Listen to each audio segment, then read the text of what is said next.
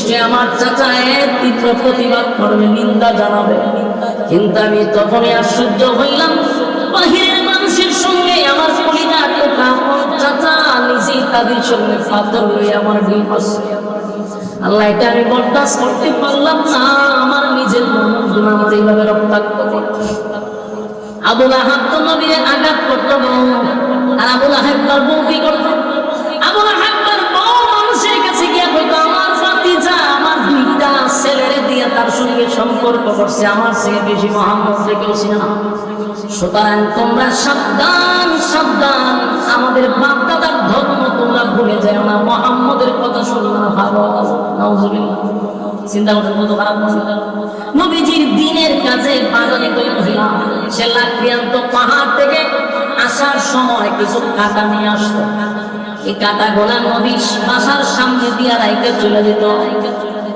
আল্লাহর হাবিব এই কাঁটা যখন নবী ফজরের সময় যখন মসজিদের ভিতরে ঢুকত, খানায় কাবায় যাওয়ার জন্য যখন প্রস্তুতি নিত, নবীর পা মোবারক দিয়া যখন কাঁটা করে ঢুকত, এই মহিলা দিয়া চিৎকারি করত আর হাসত আর মজা পাইত। জোরে কোন নাউজুবিল্লাহ। আপন চাচি হই নবীর কষ্ট দেখে হাসাহাসি করে, নবীর এই কষ্ট দেখে মহিলা বড় আনন্দ পায়। এই মহিলা এত খারাপ, শুধু খারাপ না, মারাত্মক খারাপ। আল্লাহর নবীর কাছে একবার কোরআনের আয়াত আসা বন্ধ হয়েছে, মানে নবীর উপরে আয়াত আসা বন্ধ হয়ে গেছে। কেন বন্ধ হয়েছে? আমার নবী তার ওজন বহন করতে পারে না, লোড নিতে পারে না, তাই নবীর রেস্টের জন্য আল্লাহ বন্ধ করছে। এই মহিলা নবীর কাছে গিয়া কয়, আব্দুল্লাহর পুত্র মুহাম্মদ, তোমার কাছে একটা শয়তান আসতো, এখন দিয়ে আর আসে না। চিন্তা করছেন এই মহিলা। আপন চাচি যখন এইভাবে নবীরে আঘাত করে, আমার নবীর কলিজাটা বেরিয়ে যায়। এখানেই তো শেষ না, এতটুকু মহিলা শেষ না, আরো কত প্রকার আঘাত আমার নবীরে দিছে। শুনেন, মানুষের কাছে গিয়া কইত, মুহাম্মদ হইল আবেতা। মুহাম্মদ আবেতা, তার মানে মুহাম্মদ আটপুরা। মুহাম্মদের সন্তানগুলি যখন দুনিয়াতে আসে, ঠিক না, সবগুলো মারা যায়, তার বংশ থাকবে না। মুহাম্মদ দুনিয়া থেকে বিদায় হয়ে গেলে তার নাম নেওয়ার মতো জমিনে কেউ থাকবে না। আপন চাচি হইয়া মানুষের কাছে বলে, তোমরা তার অনুসরণ করো, কারণ সে যদি দুনিয়া থেকে বিদায় হয়ে যায়, তার নাম নেওয়ার মতো কেউ থাকবে না। মুহাম্মদ হইল আবেতা। আল্লাহ নবীর চোখ দিয়া পানি পড়ে। আল্লাহ তখন জিবরাইলকে পাঠান। নবীর চোখের পানি দেখে আল্লাহ বলেন, নবী গো, কাঁদেন না গো নবী, আপনাকে আপনার চোখের পানি দেখলে আমি আল্লাহ বরদাস্ত করতে পারি না গো নবী। কেন কাঁদেন, কেন কাঁদেন, কেন কাঁদেন? যতবার আপনার বিরোধিতা করছে গো নবী,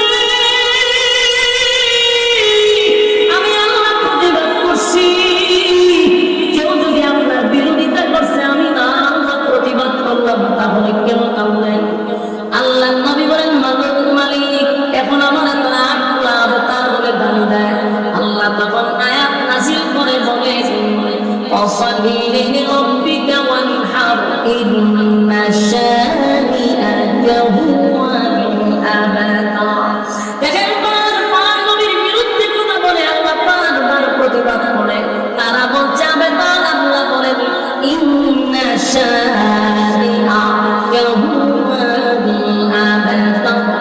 নিশ্চয়ই তারা আবেতা, তারা নির্বংশা, তারা লেসকাটা, তাদের বংশ নাই। এই পৃথিবী যতদিন থাকবে গো নবী, আমি আল্লাহর নাম যতদিন থাকবে, আপনি নবীর নাম আমি ততদিন রাখবো। আমার জন্য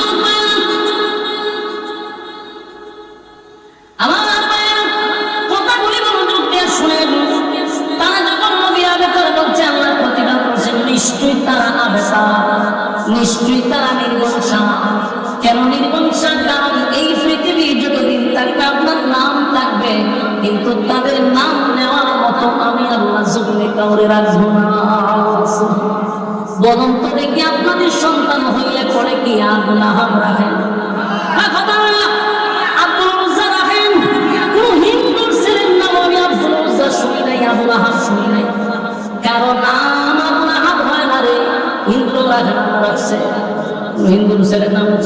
আবলাহা। আল্লাহ কয় তাদের নাম নেওয়ার মতো জমিনে কেউ থাকবে না, কিন্তু কিয়ামত পর্যন্ত আপনার নাম মানুষের জবানে থাকবে, সেকেন্ডে সেকেন্ডে আপনার নাম উচ্চারণ হবে। গোটা পৃথিবীতে আল্লাহর হাবিবের কত মূল্য। এই যে আমরা ওয়াজ মাহফিলে বৈশা রয়েছি, কতবার আমার আপনার নবীর নাম এখানে নিতেছি। আমার নবীর নাম শোনা মাত্র আমরা বলি সাল্লাল্লাহু আলাইহি ওয়াসাল্লাম। এরকম আপনি আমার মতো হাজার হাজার কোটি মানুষ এই মুহূর্তে নবীর দুরূদ সালাম রোজায় পৌঁছায়া দিচ্ছে, অথচ বেঈমানের বাচ্চাগুলি বলছে আল্লাহর হাবিবের নাম নেওয়ার মতো কেউ থাকবে না, কেউ থাকবে না। তাই আল্লাহ বলে বন্ধু এই জন্য বুঝি কান্দেন, কান্দেন না, কান্দেন না, কারণ আপনার নাম আমি রাখবো নবী। টেনশন করার কোনো কারণ নাই। আপনার নাম জমিনে থাকবে, আমার নামও বলবে, আপনার নামও থাকবে। এই জন্য আমার নবীর জন্য আল্লাহ একটা সূরা নাযিল করছে, সূরা কাউসার। এই সূরাটা হলো শানে রাসূল। আরেকটা সূরা হলো সূরা ইখলাস, এটা হলো শানে আলাহি। একটা হলো আল্লাহর শানে, আরেকটা হলো বন্ধুর শানে। জোরে জোরে বল সুবহানাল্লাহ। আল্লাহর জন্য একটা সূরা নাযিল করলো, আমার বন্ধুর জন্য আরেকটা সূরা নাযিল করলো। সূরা ইখলাসের ভিতরে যা তাফসীর করবেন বাংলাতেও পাওয়া যায়, পড়ে নেবেন। এখানে আল্লাহর শান নাম ছাড়া আর কোনো কথা নাই, শুধু আল্লাহর শান। এই জন্য এটাকে শানে আলাহি বলা হয়। আল্লাহর প্রশংসা, আল্লাহর একত্ববাদী খোদার ব্যাপারে এই সূরা শানের ভিতরে ছাড়া আর কোনো আলোচনা নাই।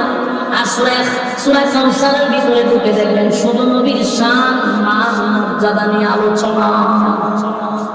আমার জন্য ওই আবু লাহাবের বউ এবং আবু লাহাব নবীর বিরোধিতা করে আল্লাহর সাবধান, নবী আপনার কাজ আপনি চালায়া দেন, বিরোধিতা যারা করে তারা বিরোধিতা করতে দেন। এখন দেখেন বাপটা কি হয়েছে, কিছুদিন পরে আবু লাহাবরা চিন্তা করলো রে কোনো বাপে আটকানো যেতেছে, কোনো বাপে থামাইতে পারতেছে না, খালি মুহাম্মদের সমর্থন বাড়তেছে। এখন আবু জাহেলের সাথে কাছে গেল, এইভাবে চলতে থাকলে আমরা ঐতিহ্য ধরে রাখতাম। এক সময় দেখা যাবে মক্কায় মুহাম্মদের কথায় উঠবে আর বসবে, এর একটা ব্যবস্থা নেওয়া দরকার। তো কি ব্যবস্থা? প্রত্যেক বছর থেকে হজ হয়। এই হজ কিন্তু আগের থেকে ছিল, কথা বুঝতেছেন? হজ আগের থেকে ছিল না। তো প্রত্যেক মৌসুমে এই মক্কাতে এসে মানুষ হজ উমরা করত। এই আবু লাহাবের বউ আর আবু জাহেল মিল্লাহ একটা প্ল্যান করছে যে মানুষ ভিড়েটা ঢুকলে আমরা বলে দিব মুহাম্মদের কাছে যেন কেউ না যায়। আর যদি যাওয়া শুরু করে তা আমরা পরবর্তীতে নেক্সট জেনারেশন আমরা পস্তাইত। তাই প্রত্যেক জায়গাতে খালি আল্লাহ রাসূলের বদনাম করে, বিভিন্ন অপবাদটা শুনতে পায়। তো মানুষ ঢুকে আল্লাহ রাসূলের নাম শুনে, অথচ এই লোকটা আল্লাহ রাসূলের নাম আগে শুনে নাই, নতুন করে তার কানে ঢুকাইতেছে।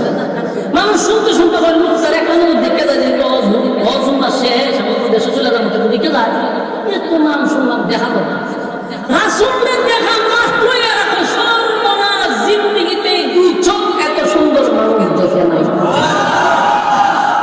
ওইটা নিয়ে আমরা চতুর্দিকে শুনতেছি মুহাম্মদের বিরোধিতা। সর্বনাশ যদি না দেখলেন তো আমার জীবনই বরবাদ ছিল। মানুষ নবীর চেহারা মোবারক দেখে দেখে কালেমা করতেছে। সুবহানাল্লাহ। আল্লাহ হাবিবের কিছু মুজিজা ছিল ব্যতিক্রম কারণে 2,24,000 মতান্তরে আমরা বলি। অসংখ্য নবী রাসূল দুনিয়ার জমিনে আমার আল্লাহ পাঠাইল। এক এক নবীকে আমার আল্লাহ এক এক গুণ দিয়া পাঠাইছে, এক এক নবীর আল্লাহ এক এক মুজিজা দিয়েছে। এই মুসা আলাইহিস সালাতু ওয়াস সালামের মুজিজা হলো হাত থেকে লাঠি যখন জমিনে পড়ে যায় বিশাল এক সাপ হইয়া দাঁড়ায়।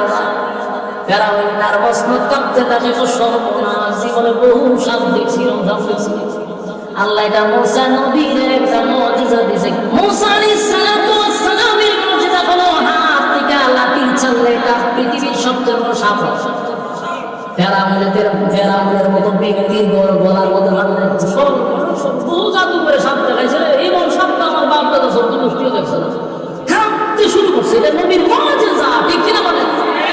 মুসা আলাইহিস সালাতু ওয়াস সালামের কবর থেকে সূর্যের আলোর মতো বাহির হতো, এটা নবীর মুজিজা।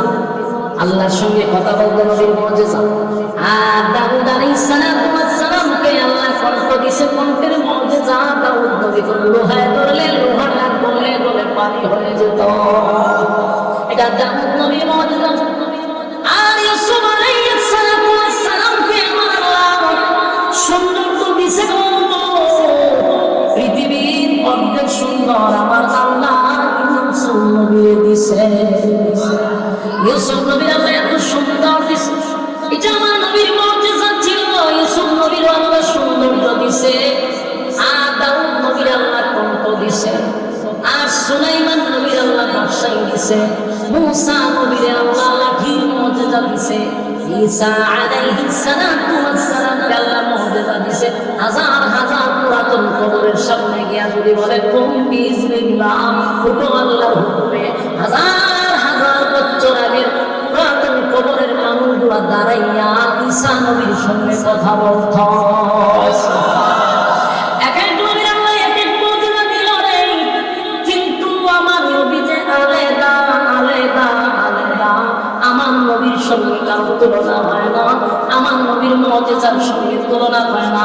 সমস্ত নবীদেরকে আল্লাহ যত মুজিজা দিয়েছে, আমার নবীরে আল্লাহ একাই এর থেকে বেশি মুজিজা দিয়েছে। একটা জামান বন্ধ রাখবেন না, জোরে বলেন আল্লাহু আকবার, আরো জোরে বলেন আল্লাহু আকবার। এই ইমানের আওয়াজ দিয়ে বলেন আল্লাহু আকবার। আমার নবীর চেহারা এত সুন্দর, ইউসুফ নবীর আল্লাহ সৌন্দর্য দিয়েছে। ইউসুফ নবীর চেহারা দেখে সম্ভ্রান্ত পরিবারের মেয়েরা হাতে আঙ্গুল কেটে ফেলল। আম্মা জানা এসে বলেন, সেই মজলিসে যদি ইউসুফ নবী না থাকা আমার স্বামী মুহাম্মদুর রাসূলুল্লাহ সাল্লাল্লাহু আলাইহি ওয়াসাল্লাম উপস্থিত থাকত, মিশরের মেয়েরা আঙ্গুল ধরে মিশরের মেয়েদের কলিজা টেনে বাহির করত।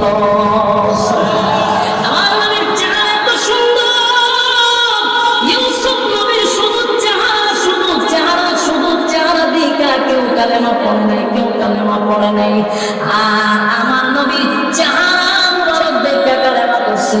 দাউদ নবীর শুধু কণ্ঠ শুনে কেউ কালেমা পড়ে নাই, আমার নবীর কণ্ঠ শুনে কালেমা পড়ছে।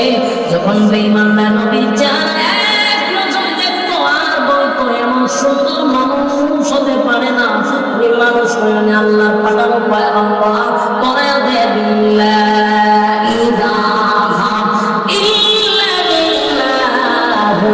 মুহাম্মাদুর রাসূলুল্লাহ সাল্লাল্লাহু আলাইহি ওয়াসাল্লাম।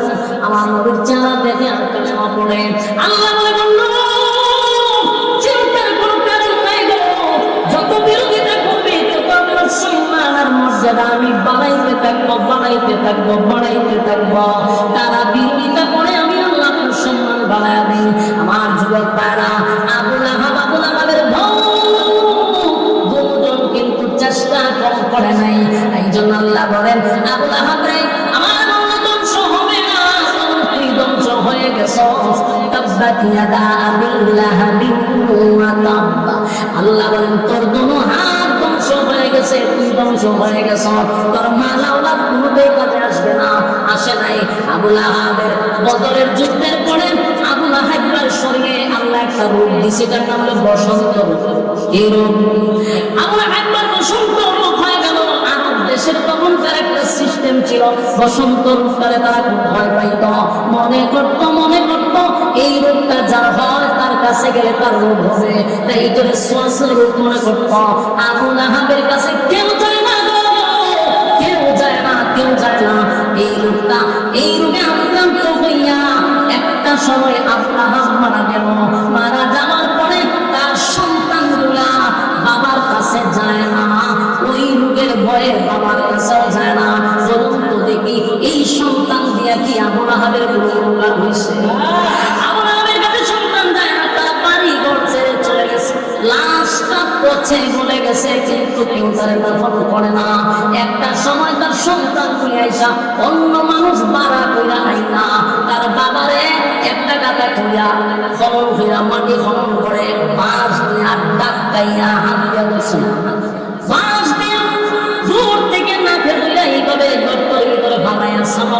হয়েছে। বলন্ত দেখি যে সন্তান দিয়া গর্ব করত, যে মাল দিয়া সে গর্ব করত, এই মাল আওলাদ কি তার কোনটাই কাজে আসছে? আল্লাহ ভাই তোর মাল আওলাদ কোনটাই কাজে আসবে না। আসে নাই, আসে নাই, আসে নাই। আবু লাহাব তার জীবনে বরবাদ আমার নবীর বিরুদ্ধে লাইয়া, আমার নবীর বিরোধিতা কইরা সে সাকসেস হইছে না ধ্বংস হইছে। আমি আল্লাহ আমার বান্দা বান্দির হুকুম দিয়ে বানাই না, আমি আল্লাহর কুদরতি হাত দিয়া বান্দারে বানাইছি, তাই বান্দার প্রতি আমার যে মায়া দয়াটা বেশি।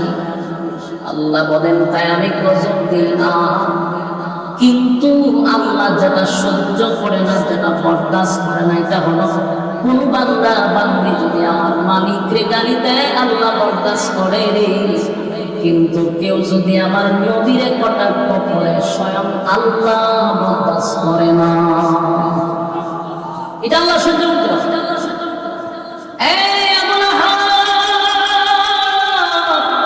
আমার নবীরে এই মানুষের সামনে, মানুষের সামনে, নবীর আত্মীয় স্বজনদের সামনে যেভাবে কটাক্ষ করছে, নবীরে ধ্বংস হয়ে যাওয়ার কথা বলছে, আমার আল্লাহ কয় আমি বরদাস্ত করতে পারলাম না। আমার বন্ধুরে গালি দিলি, আমি বরদাস্ত করতে পারলাম না, তাই আল্লাহ জবাব দেওয়ার জন্য দাঁত ভাঙ্গা জবাব দিছে, সূরা আল-লাহব নাযিল করে। এটা আল্লাহর প্রতিবাদ। অসংখ্য জায়গায় আল্লাহর বিরোধিতা করলে আল্লাহ কোরআনের আয়াত নাযিল করে নাই তাৎক্ষণিক, কিন্তু নবীর বিরুদ্ধে কেউ কথা বললে আল্লাহ অ্যাকশন নেয়। আমার যুবক ভাইয়েরা, আবু লাহাব কিন্তু আমার নবীরে বড় মহব্বত করত। কোরআন নাযিলের আগ পর্যন্ত, কালেমার ঘোষণা দেওয়ার আগ পর্যন্ত নবীরে ভালোবাসত। এত সম্পর্ক ছিল, এত সম্পর্ক ছিল, মানুষের সামনে গর্ব করে বলতো এটা আমার ভাতিজা, আমার ভাতিজা, আমার ভাইয়ের সন্তান, আমার ভাই নাই রে, আমার ভাইয়ের একটা বংশ বিস্তার হবে, আমার ভাইয়ের বংশধর, খুব গর্ব করে বলতো। আর এত সম্পর্ক ছিল, নিজের দুইটা ছেলে, আবু লাহাবের দুইটা ছেলেকে আল্লাহর নবীর দুইজন মেয়ের সঙ্গে বিবাহ দিছে। চিন্তা করছেন, আবু লাহাব নবীর আপন চাচা, আবার বিয়াই নবীর একজন মেয়ে হলো কুলসুম নামক একজন মেয়েকে বিয়া দিছে তার এক ছেলের সাথে। আরেকজন হলো রুকিয়া, ওনার বিবাহ হচ্ছে। তাহলে একদিকে কি চাচা, আরেকদিকে কি সম্পর্ক কম থাকলে না বেশি থাকলে? এতটা সম্পর্ক হওয়ার কারণে, এতটা সম্পর্ক হওয়ার কারণে চাচার ছেলের সঙ্গে নিজের মেয়ের বিবাহ দিয়া দিছে। খুব মধুর সম্পর্ক। কিন্তু যখন আল্লাহর হাবিব কালেমার দাওয়াত লইয়া মানুষের সামনে দাঁড়াইল, তখনই আবু লাহাব এত মহব্বত, এত ভালোবাসার মাঝখান দিয়া এটার বিরোধিতা করল। এই জন্য দেখবেন অনেক মানুষের সাথে আলেমদের বড় মহব্বত থাকে, ভালোবাসা থাকে, কিন্তু ইমামের সব তার ভালো লাগে, খুব ভালো। কিন্তু এই ইমাম যখন মসজিদের মিম্বরে বসে সুদের ঘুষের ওয়াজ করে, পর্দার ওয়াজ করে, সাদার বিরুদ্ধে ওয়াজ করে, জেনার বিরুদ্ধে ওয়াজ করে, তখন এই মুসল্লির কাছে ইমাম ভালো হতে পারে না, খতিব সাহেব ভালো হতে পারে না। এমনি তো সম্পর্ক বেলা গরম ভাত তরকারি সব হুজুরের একেবারে কামরাতে নিয়ে পৌঁছায় দেয়। কিন্তু যখনই ওই লোক সুদ খায়, সুদের বিরুদ্ধে ওয়াজ করলে এই ইমাম সাহেব কি কোনোদিন ভালো হইতে পারবো? এই লোকের কাছে কোনোদিন ভালো হতে পারবো? আবার চিন্তা করলাম, আব্দুল্লাহর পুত্র মুহাম্মদ আমার ভাতিজা যে কথাগুলি তুলে ধরছে, যদি এটা সমাজে বাস্তবায়ন হয় রে, তাহলে আজকের থেকে চাঁদাবাজি করতে পারবো না, দুর্নীতি করতে পারবো না, বোতল টানতে পারবো না, আমি দুর্নীতিও করতে পারবো। তাই মুহাম্মদের কথা সব মেনে নিলে আমার ব্যবসায় লাভ হতে যাবে, এটাই তার টার্গেট। আর বাপ দাদার ধর্ম পালন করে আসতেছি, সেখানেও সে আমার সাথে যাবে বাধা দিল, তাই তো বরদাস্ত করতে পারবো না, দাঁড়ায় গেল। যুবক ভাইরা, আপন চাচা যদি দাঁড়ায় যায়, আর বাকি 23 বছর পর্যন্ত সবচেয়ে বেশি শত্রুতা বিরোধিতা এই আবুল আহাব করছে। আবুল আহাব বিরোধিতা করছে।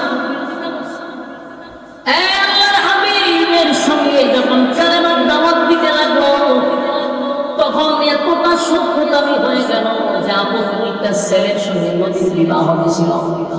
ঘরের ভিতরে গিয়ে 2 সন্তানকে দাঁড় করে বলে, আমার দুশ্মনের সঙ্গে কোনো সম্পর্ক নাই, যে আমার বাপ দাদা ধর্মের বিরুদ্ধে, আমার সঙ্গে তার সম্পর্ক নাই, সুতরাং আমার ছেলে তার মেয়ের সঙ্গে সংসার করবে, এটা আমি মেনে নিতে পারবো না। নাউজুবিল্লাহ।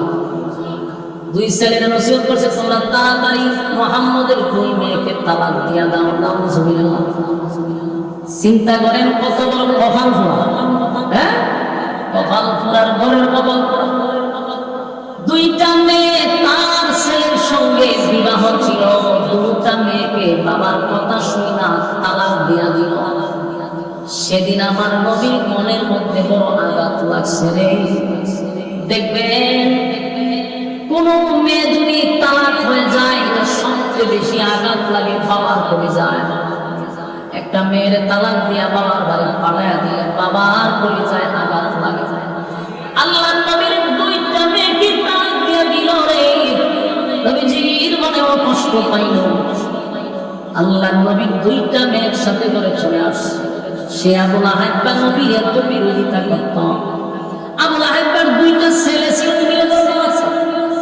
বাপ যেমন ভুড়িও, এই 2 শয়তান এটিও বিরোধিতা করত। অথচ আপন শ্বশুর এরপর বিরোধিতা করছে। হাবিব কিবরিয়া যখন নামাজে দাঁড়াইতো, এই 2টা বিকারি মশকারি করত। আল্লাহর হাবিব একদিন খানের কাবার সামনে যখন নামাজ পড়তেছিল, নবীজি সেজদায় গেছেন। ওই আবুল আহাবের 2 ছেলে সেখানে উপস্থিত। তারা হাসাহাসি করে বলতেছে, কে পারবি রে এই মুহূর্তে উটের কিছু নারী করি আর উটের কিছু ময়লা আবর্জনা মুহাম্মদের গায়ে রেখে দিতে। নাউজুবিল্লাহ। চিন্তা করেন কত বড় বেয়াদব। একজন বলল আমি পারবো, কত বড় বেয়াদব। আল্লাহর হাবিব যখন কাবার সামনে সেজদা দিচ্ছিল, উটের নারী বুড়ি উটের ময়লা সহ সব একত্রিত করিয়া আমার নবীর ঘাড়ের মধ্যে রেখে দিছে। আল্লাহর হাবিব সেজদা থেকে উঠতে পারে না। দীর্ঘক্ষণ সময় হাবিব কিবরিয়া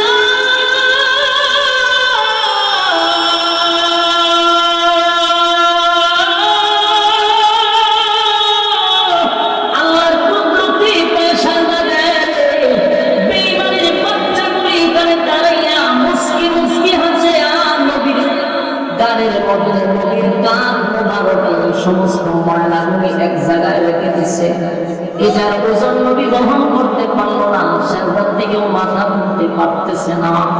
হঠাৎ করে রাস্তা দিয়ে আবু বকর সিদ্দিক রাদিয়াল্লাহু তাআলা যখন যাচ্ছিল, নবীজির এই অবস্থা দেখে পাগল হয়ে গেছে। নবীর কাছে যাইতে গেলে তারা আবু লাহাবের কুমারা বাধা দেয়, যাইতে দেয় না। নবীজির সাহাবী হযরত আবু বকর দৌড়াইয়া ফাতেমার কাছে গেছে। নবীজির কলিজার টুকরা ফাতেমা তো বড় ছোট, গিয়া বলল, ফাতেমা তোমার বাবা খানে কাবার সামনে নামাজরত অবস্থায় আছে। ওই আবু লাহাবের ছেলেরা কিছু দুষ্ট লোকেরা আমার হাবিবের কাঁধের মধ্যে উটের নারীগুলি রাখছে। নবীজি সেজদা থেকে উঠতে পারতেছে না। আম্মা জান, ওই যে আবু বকর সিদ্দিক রাদিয়াল্লাহু তাআলা ওই কথা যখন ফাতেমাকে বলেন, ফাতেমা দৌড়াইয়া খানে কাবার সামনে গিয়া দেখে কতগুলা বেঈমানগুলি দাঁড়াইয়া হাসতেছিল, আর আমার নবী সেজদা করে আছে, উঠতে পারে না। ফাতেমা সেখানে গিয়ে বলে, এই মক্কার মানুষের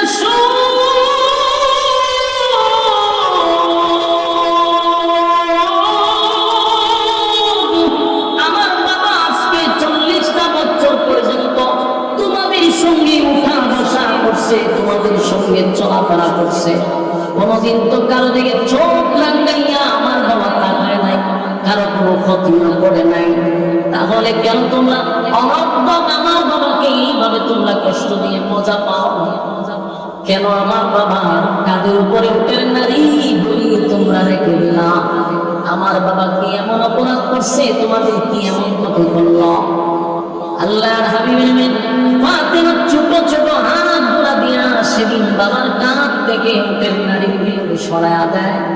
আল্লাহর হাবিব তখন সেন্দার থেকে মাথা মোবারক উঠাইয়া নবীজি যখন সালাম ফিরালেন লাইনে বলে সালাম ফিরাইয়া নবীজি কোনদিন অভিশাপ দেয় না, নবীকে পাথর মারার করে অভিশাপ দেয় না, রক্তাক্ত হয়েছে নবী কোনদিন অভিশাপ দেয় না।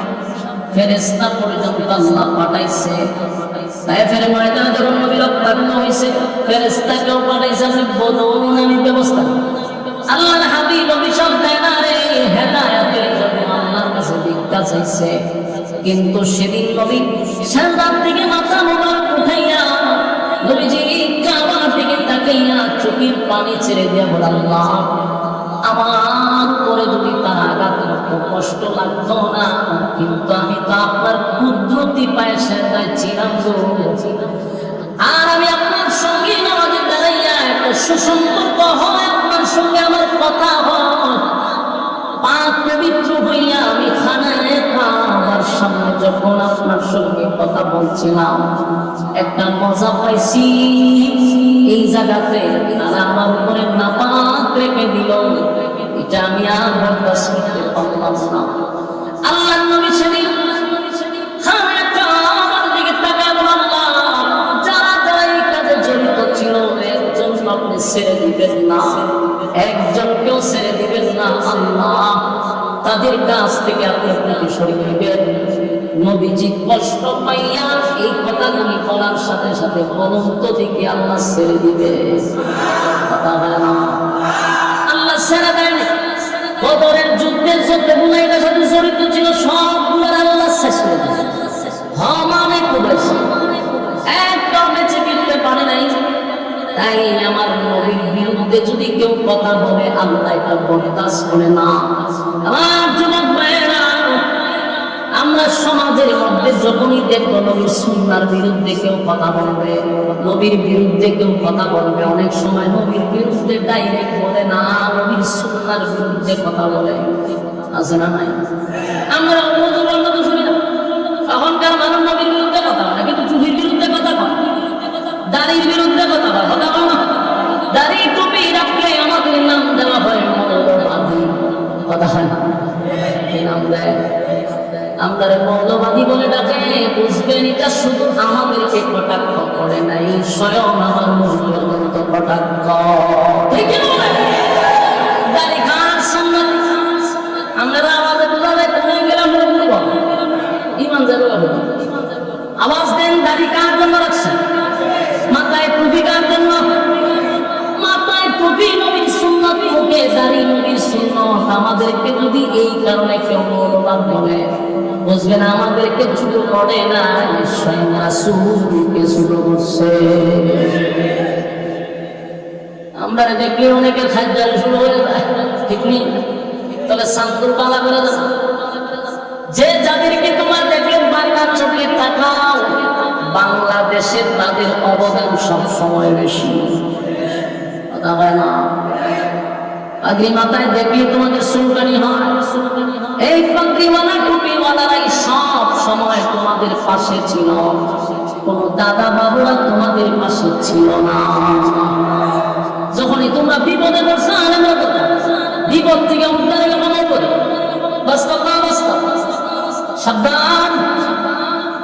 মৌলবাদ বলতে কারে বোঝাও স্বয়ং কিন্তু মদিনা পর্যন্ত পৌঁছে যায়, সাবধান। আমরা এইভাবে যেন কাউকে কটাক্ষ না করি, কথা হয় না? দাড়ি টুপি রাখলে বুঝি মৌলবাদ? अग्रिमाता पंजाबी का देख जो बोलो के उग्रवादी जंगवादी बोले मरता के अग्रिमाता पंजाबी का देख जो बोलो के उग्रवादी जंगवादी बोले मरता के तुकेर सीमा নাই আমি কি করে বোঝাই তুকের সীমা নাই আমি কি করে বোঝাই আলেমরা কে উগ্রবাদী জঙ্গি আলেমটাকে উগ্রবাদী জঙ্গিবাদী নয়। হ্যাঁ, কথা ঠিক নেই? একদিন মাথায় পাঞ্জাবি গাইতে কিছু লোকে উগ্রবাদী জঙ্গিবাদী বলে আমার কাকে। দুঃখের সীমা নাই, আমি কি করে বোঝাই? দুঃখের সীমা নাই, আমি কি করে বোঝাই? আলেমটাকে উগ্রবাদী জঙ্গিবাদী নয়, আলেমটাকে উগ্রবাদী জঙ্গিবাদী নয়। কলেজ ভার্সিটিতে উগ্রবাদী জঙ্গিবাদী খুঁজে মাদ্রাসাতে।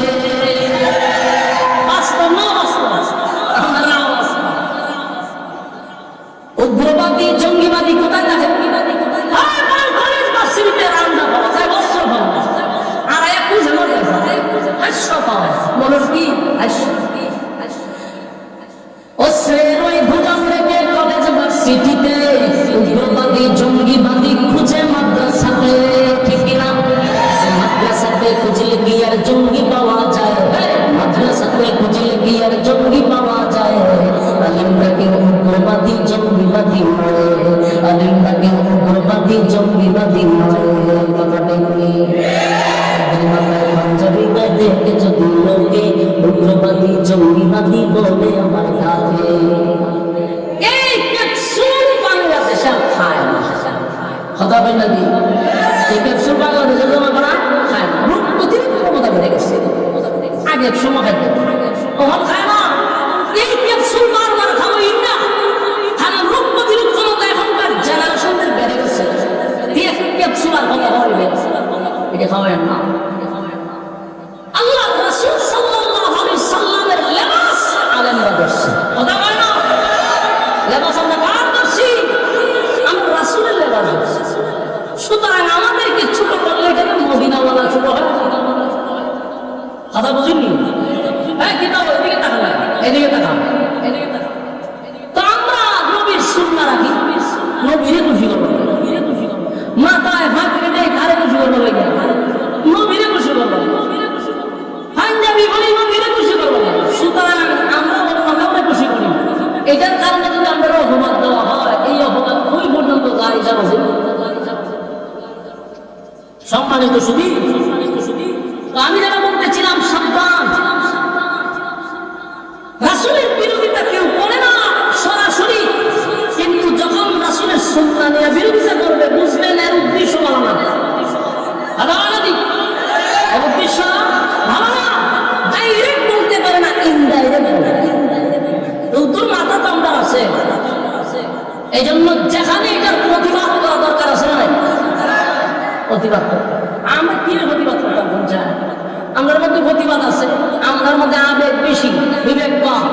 হাবিবি কিবরিয়াকে যখন গালি দেয়, কেউ আমার নবীরে কষ্ট দেয়, আল্লাহ বলেন সব বরদাস্ত করতে পারি রে, আমার নবীরে যদি কেউ গালি দেয় আমি আল্লাহ বরদাস্ত করতে পারি না।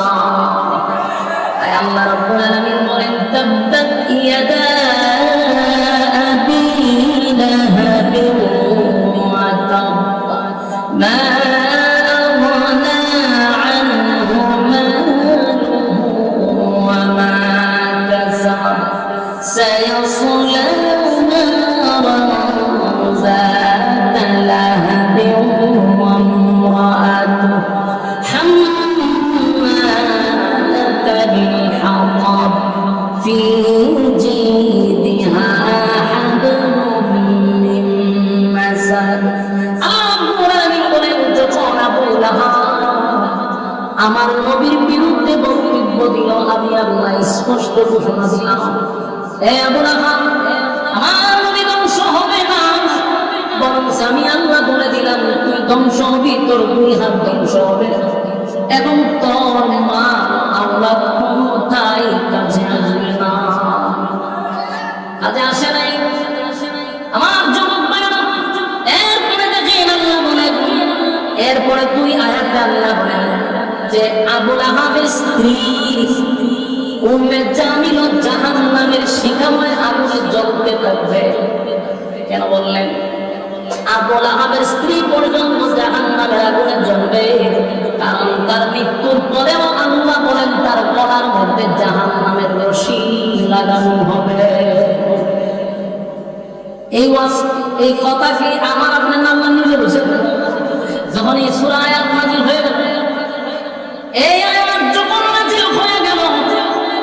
তখন তাদের কাছেও খবর পৌঁছে গেছে, আবু লাহাবের বোনের কাছে খবর গেছে, শুনছনি তোমাদের ভাতিজা আল্লাহ তোমাদের বিরুদ্ধে একটা সূরা নাযিল করছে, তোমার বিরুদ্ধে, তোমার স্বামীর বিরুদ্ধে।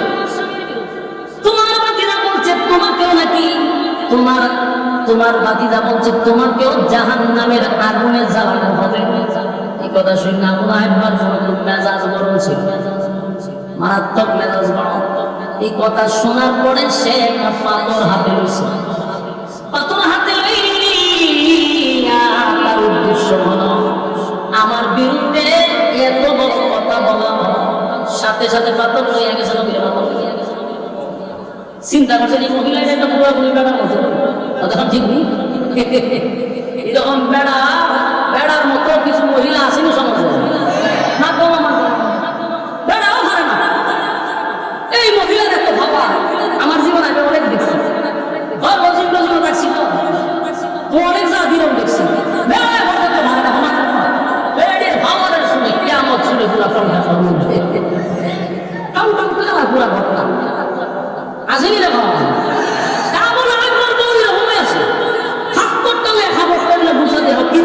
আমার নাম এরকম বাবা মিডিয়াম আছে, হাত হয়ে গেছে। আর আল্লাহ রাসূলের সময় খানে খাবার সাথে বসে তেলাওয়াত করতেছে, সুবহানাল্লাহ। তো কাছে অনেক সাহাবীরা বসা ছিল, একেবারে নবীর কাছে বসা ছিল হযরত আবু বকর সিদ্দিক রাদিয়াল্লাহু আনহু। আবু লাহাব তার বড় আগে হাত করতে হয়ে গেছে, দিয়া নবীর সামনে দাঁড়াইছে, নবীর সামনে দাঁড়াইছে। দাঁড়াইয়া আবু বকরের উপরে টিপছে, এই মিয়া ওর বন্ধু আল্লাহর রাসূল কিন্তু পাশে বসা, কিন্তু ইয়া আবু লাহাব তার বড় হয় মুহাম্মদ গেল কোথায়? সাহাবায়ে কেন আসছে কি কথা মাথা দোষ হয়? হ্যাঁ গোস্তা খাইছ আপনি না ডেডা বা আবু তাবু খায় না অনেকে খাইলে কি কয় কি না। হ্যাঁ আমার ঘটনা রাসূল তো দেখে না তো কইতেছে গেল তো আবু বকর ঘটনা আমি যদি হাত দিয়ে ওরা শুনে দোষ রাসূল তো কাজ সবাই দেখতেছে, কিন্তু এই মহিলা দেখে না। এটা আমার নবীর মুজিজা, সুবহানাল্লাহ। এটা কার মুজিজা? আল্লাহ ভাই আমি মানুষের কাছ থেকে আপনাকে হেফাজত করছেন, একদম হাত দিয়ে মেরে বড় হাত তুলেছে, মহিলা তো খারাপ মহিলা। আমরা এক মহিলার গাছ কাটছে, সরকারি রাস্তার পাশে গাছ কাটছে, দেখা চলেছে ও মা তোমার মহিলা গাড়ি নিচে ঘুরে গেছে, আমার উঠে গাড়ি দিয়ে আমি পিছনে ও গাড়ি নিয়ে যাবো, আমার গাছ না আমি গাড়ির সাক্ষাৎ বেড়াইতে আমার জীবনে কত হাত দেখতাম আমি হতে গেছি বেড়াইতে ভূমিকা সবের দিকে সার গাড়ি তো সামনে আগামী গাড়ি সাক্ষাৎ বইয়ের ছিল তোলে বলেছি শেষে টাকা দিয়ে গেছে পরিমাণা দিচ্ছে বেড়া বউছে বেড়িয়ে জামাই আর হারিয়ে ভাড়া গায়ের ভাবা আছে দেখছ নি গাছের পুরা দেখা বলেছে বেড়ে আঁকলাম এরকম মহিলা আছে না আমার বাবার মারা তো বেড়েন জমা। কিন্তু আল্লাহ নবীর মুজিজা হলো সবাই নবীরে দেখতো কিন্তু তাই দেখে না, দেখছে না বলে তাই কবিতা জানতো জাগাত কবিতা তাই বাংলাতে কবিতা পড়ছে ঘুরে ঘুরে নবীর বিরুদ্ধে বিশ্রী কথা বলে মহিলা গেছে। কিন্তু আল্লাহ রাসূলের কাছে সাহাবায়ে কেরাম বলছেন ঘটনা আমরা আপনাকে দেখতেছি এই মহিলা দেখো না গেলে আল্লাহ তার মাঝখানে আর আমার মাঝখানে পর্দা দিয়ে রাখছে, সুবহানাল্লাহ। এটা আমার নবীর মুজিজা। এই আবু লাহাবের বউয়ের কথা কেন কোরআনে 102টা আয়াত কেন এই মহিলাকে নিয়ে আল্লাহ নাযিল করলেন? যারা ভাবছে মানে যেমন তেমন মহিলা না, তাই কিন্তু সম্ভ্রান্ত পরিবারের ছিল, মানে অবস্থা বলা ফকিন্নি নাই, কিন্তু বুঝা আছে পারফেক্ট বংশ শক্তিশালী সর্বদিক দিয়ে তাকে বুঝে আমার জামাইরও টাকা বুঝে আছে, তো স্বয়ং সম্পূর্ণ মহিলা টাকা বুঝে আছে, তাই আবার আলাদা একটা পাওয়ার আছে। কিন্তু এই মহিলা কি কম ছিল, খুব মারাত্মক কি কম মহিলা, এই মেজানের মহিলা তাই কি কম ছিল। ঘরে আগের জমানায় টাকা বুঝে দাসী বান্দি রাখতো, কাজ করো বলে যে দাসী বান্দি রাখলে টাকা দাও লাগে না, এই টাকা দিব কিনা এই মহিলা কোনো দাসী বান্দি রাখতে হবে, টাকা দিব কিনা। তাই কি করতো নিজে ওই রান্না বান্না করার লেগে বুঝে যে কেমন বেড়ে নির্ভয় সব খাদ্য এই লাকড়ি গুছাইয়া এই মহিলা রশি দিয়া গলার মধ্যে বাইরে এইভাবে আনতে পারে রান্না নিজেরটা নিজে রান্না করা। এই জন্য আল্লাহ কয় এই মহিলাকে জাহান্নামের ভিতর গলার মধ্যে রশি লাগাইয়া আমি তাকে জাহান্নামে না খাওয়াবো। বেশি খাবার দেয় আল্লাহ সাইজ করো না, আমরা কিন্তু বিরক্তিতে জরুরি এমন সুবিধা হয়ে তো আমার না।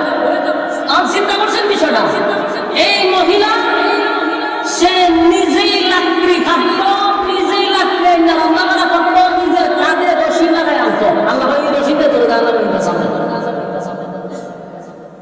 এমনি এমনি তো তাই না দুই একটা জিনিস না, এই সাংঘাতিক মহিলা। ওই যে আপনারা ঠেনা মারা হয় না, ঠেনা মারা না ঠেনা তো দেখতে হয়। আমি এক জায়গা ওই হবিগঞ্জের আমাদের এক জায়গায় কারণে করেছে তো গেছিলাম, এই সময় আমি শুরু মারবো দুই দিন পরে বলে বুঝে বুঝে মেলে গেছে। ওই যে আমরা একটা বাবা বেরোতে বিখ্যাত রাগ করি এর থেকে আমি বলি 3 দিন বলে ভয় বুঝে ভয় আপনার আজকে ঠেনা মারা নিয়ে বেড়ে যাবে হিঙ্গা ঘুরেছি একই খারাপ দুই গুরুবে লাগলে ঠেনা মারা তোর মহিলারা কিনা করতো এরা হলুর মধ্যে সারি মধ্যে আবার মরিচ মিশাই দেবে। এই মহিলাকে নেতৃত্ব দূরে ভর্তি আন্তর্জাতিক ধুয়াতে বাতাস করে সমন্ত লাগে। এই জিনিস আমি নিজে চোখে দেখি। আর যদি কেউ মনে করেন খেলা মেলা খেয়ে ঠিক কথা তাপে যাবো বেড়ার বেড়ার খান করছে দেখতে দিই বিষয় তাপে খাওয়া হয়েছে আমি বললাম আছে কখন হইতে কিছু পূজা পাচ্ছে তো ব্রাহ্মণদের একটু বেশি, তবে আপনারা সুনামও বেশি, আবার এই সমস্ত কিছু কাজের লেগে দুর্নাম আছে। আবার ব্রাহ্মণদের ইমানের জজবাও বেশি, আবার বেদাতিও বেশি, আবার মারামারিও বেশি, আলেমও বেশি। কথা বলেন না দিন আসলে সেখানে ফেরাও এটা সমস্যা কথা ঠিক নেই। বাংলাদেশের মধ্যে পাঁচ খাবার বন্ধ যতগুলি আছে সবগুলোর বাড়ি কথা বলে দিই যতগুলো লাগাই কিনারে ওঠে সবগুলো বাড়ি ব্রাহ্মণ বাড়ি। আবার বাংলাদেশের এই জায়গাটা সবচেয়ে বড় বড় আলেম যেখানে এগুলো ব্রাহ্মণ বাস্তব না বাস্তব। আর যখন আল্লাহ রাব্বুল আলামিন বলেন এই মহিলা এমন এক মহিলা সাংঘাতিক ছিল, সমাজের মধ্যে যত গর্ব বাড়াইতে মহিলা গলের ভিতরে কাউরে শান্তি দিত না। এই মহিলাটা ছিল তখনকার মধ্যে সবার ঘরে ঘরে যদি সুন্দর লাগে দরবার লাগাই দিলে হেলা কাউরে শান্তি দিত না। আবু লাহাবের বড় প্রত্যেকটা ঘরের মধ্যে বন্ধ করে রাখত। এবং আবু লাহাবের বউয়ের ব্যাপারে বলা হয়েছে আল্লাহর হাবিবের বিরুদ্ধে যদি দুশমনী হইত এই আবু লাহাবের বউ সেটারে সাপোর্ট করত। নাউজুবিল্লাহ বাড়ি দিয়ে বলা আবু লাহাব নবীর বিরোধিতা যা করত বেশিরভাগ নিজের বউ উম্মে জামিল সাপোর্ট দিয়ে দিত। অথচ আপন ভাতিজা আপন চাচি আপন চাচি আল্লাহ নবীর চোখের পানি ছেড়ে দিয়ে কান্না শুরু করল। নবীর চোখ দিয়ে মুক্তার দানার মতো টক টক করে পানি পড়তেছে। আল্লাহ জিবরাইলকে পাঠায়, জিবরাইল আইসা দেখে আমার নবীর চোখ বেয়ে বেয়ে যেন পানি পড়ে। আল্লাহ করে জিবরাইল আমি সব বরদাস্ত করতে পারি, কিন্তু আমার নবীর বিরুদ্ধে যদি কেউ কথা বলে আমার নবীর চোখ দিয়া যদি পানি পড়ে আমি মালিক বরদাস্ত করতে পারি না। দেখ আমার বন্ধু কেন আমার বন্ধু কেন কামড়ে গো জিবরাইল হঠাৎ করে আপনার মনে এত কষ্ট, চোখ দিয়া মুক্তার দ্বারার মতো আপনার পানি পড়তেছে। আল্লাহ আমার পাঠাইছে কেন কাঁদবেন সেটা জানার জন্য। আমার কলিজার ভিতরে যা ঘটতেছে যা হইতেছে সব আমার মালিক জানার পরেও কেন পাঠাইল। আল্লাহ বলেন বন্ধু আপনার জবান দিয়া বলবে আমার ভালো লাগে,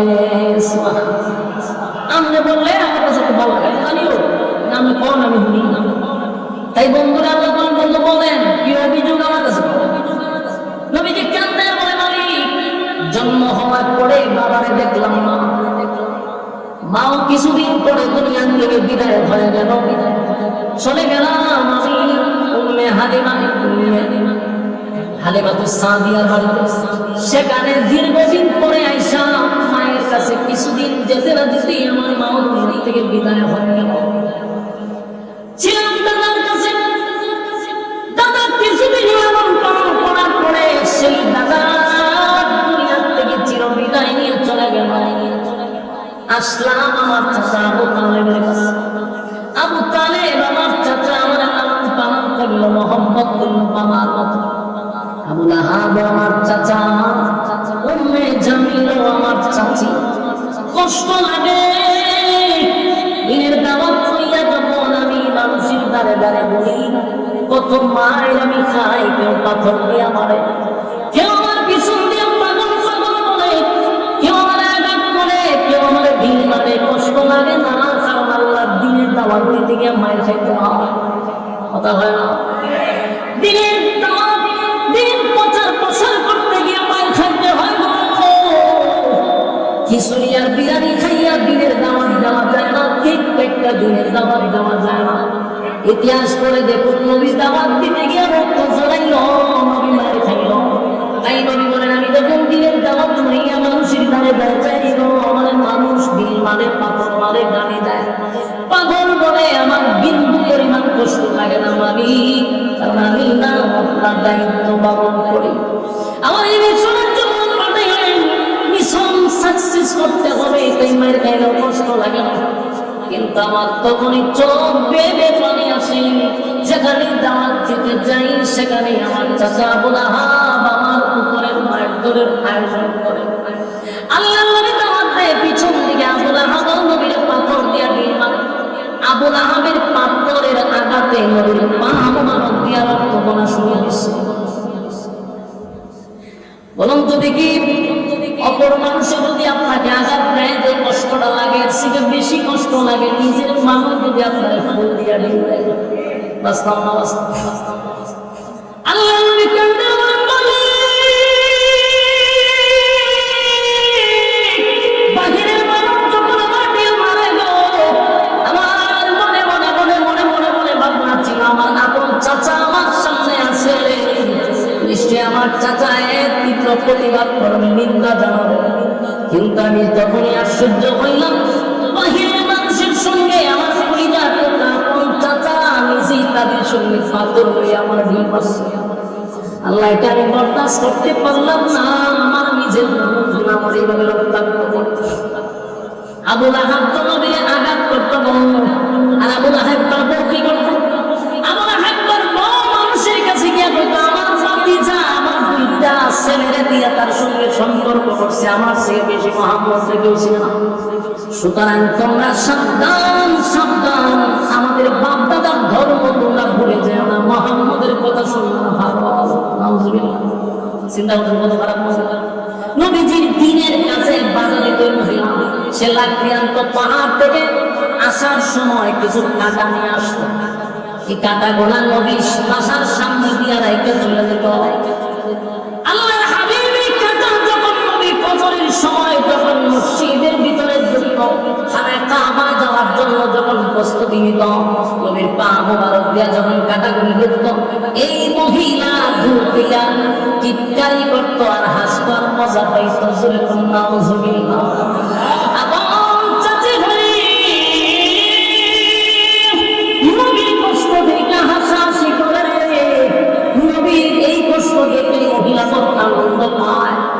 এই মহিলা এত খারাপ, শুধু খারাপ না, মারাত্মক খারাপ। আল্লাহর নবীর কাছে একবার কোরআনের আয়াত আসা বন্ধ হয়েছে, মানে নবীর উপরে আয়াত আসা বন্ধ হয়ে গেছে। কেন বন্ধ হয়েছে? আমার নবী তার ওজন বহন করতে পারে না, লোড নিতে পারে না, তাই নবীর রেস্টের জন্য আল্লাহ বন্ধ করছে। এই মহিলা নবীর কাছে গিয়া কয়, আল্লাহর পুত্র মুহাম্মদ, তোমার কাছে একটা শয়তান আসতো, এখন দিয়া আসে না। চিন্তা করছেন এই মহিলা, আপন চাচি যখন এইভাবে নবীরে আঘাত করে, আমার নবীর কলিজাটা বেরিয়ে যায়। এখানেই তো শেষ না, এতটুকুই শেষ না, আরো কত প্রকার আঘাত আমার নবীরে দিছে। শুনে মানুষের কাছে গিয়া কইল, মুহাম্মদ হইল আবেতা, মুহাম্মদ আবেতা, তার মানে মুহাম্মদ আটকুড়া। মুহাম্মদের সন্তানগুলি যখন দুনিয়াতে আসে ঠিক না সন্তান মারা যায় তার বংশ থাকবে না। মুহাম্মদ দুনিয়া থেকে বিদায় হয়ে গেলে তার নাম নেওয়ার মতো জমিনে কেউ থাকবে না। আপন চাচি হইয়া মানুষের কাছে বলে তোমরা তার অনুসরণ করো, কারণ সে যদি দুনিয়া থেকে বিদায় হয়ে যায় তার নাম নেওয়ার মতো কেউ থাকবে না। মুহাম্মদ হইল আবেদা। আল্লাহ নবীর চোখ দিয়া পানি পড়ে। আল্লাহ তখন জিবরাইল পাঠান। নবীর চোখের পানি দেখে বলে নবী গো কেঁদেন না গো নবী, আপনাকে আপনার চোখের পানি দেখলে আমি আল্লাহ বরদাস্ত করতে পারি না গো নবী। কেন কাঁদেন, কেন কাঁদেন, কেন কাঁদেন? যতবার আপনার বিরোধিতা করছে গো নবী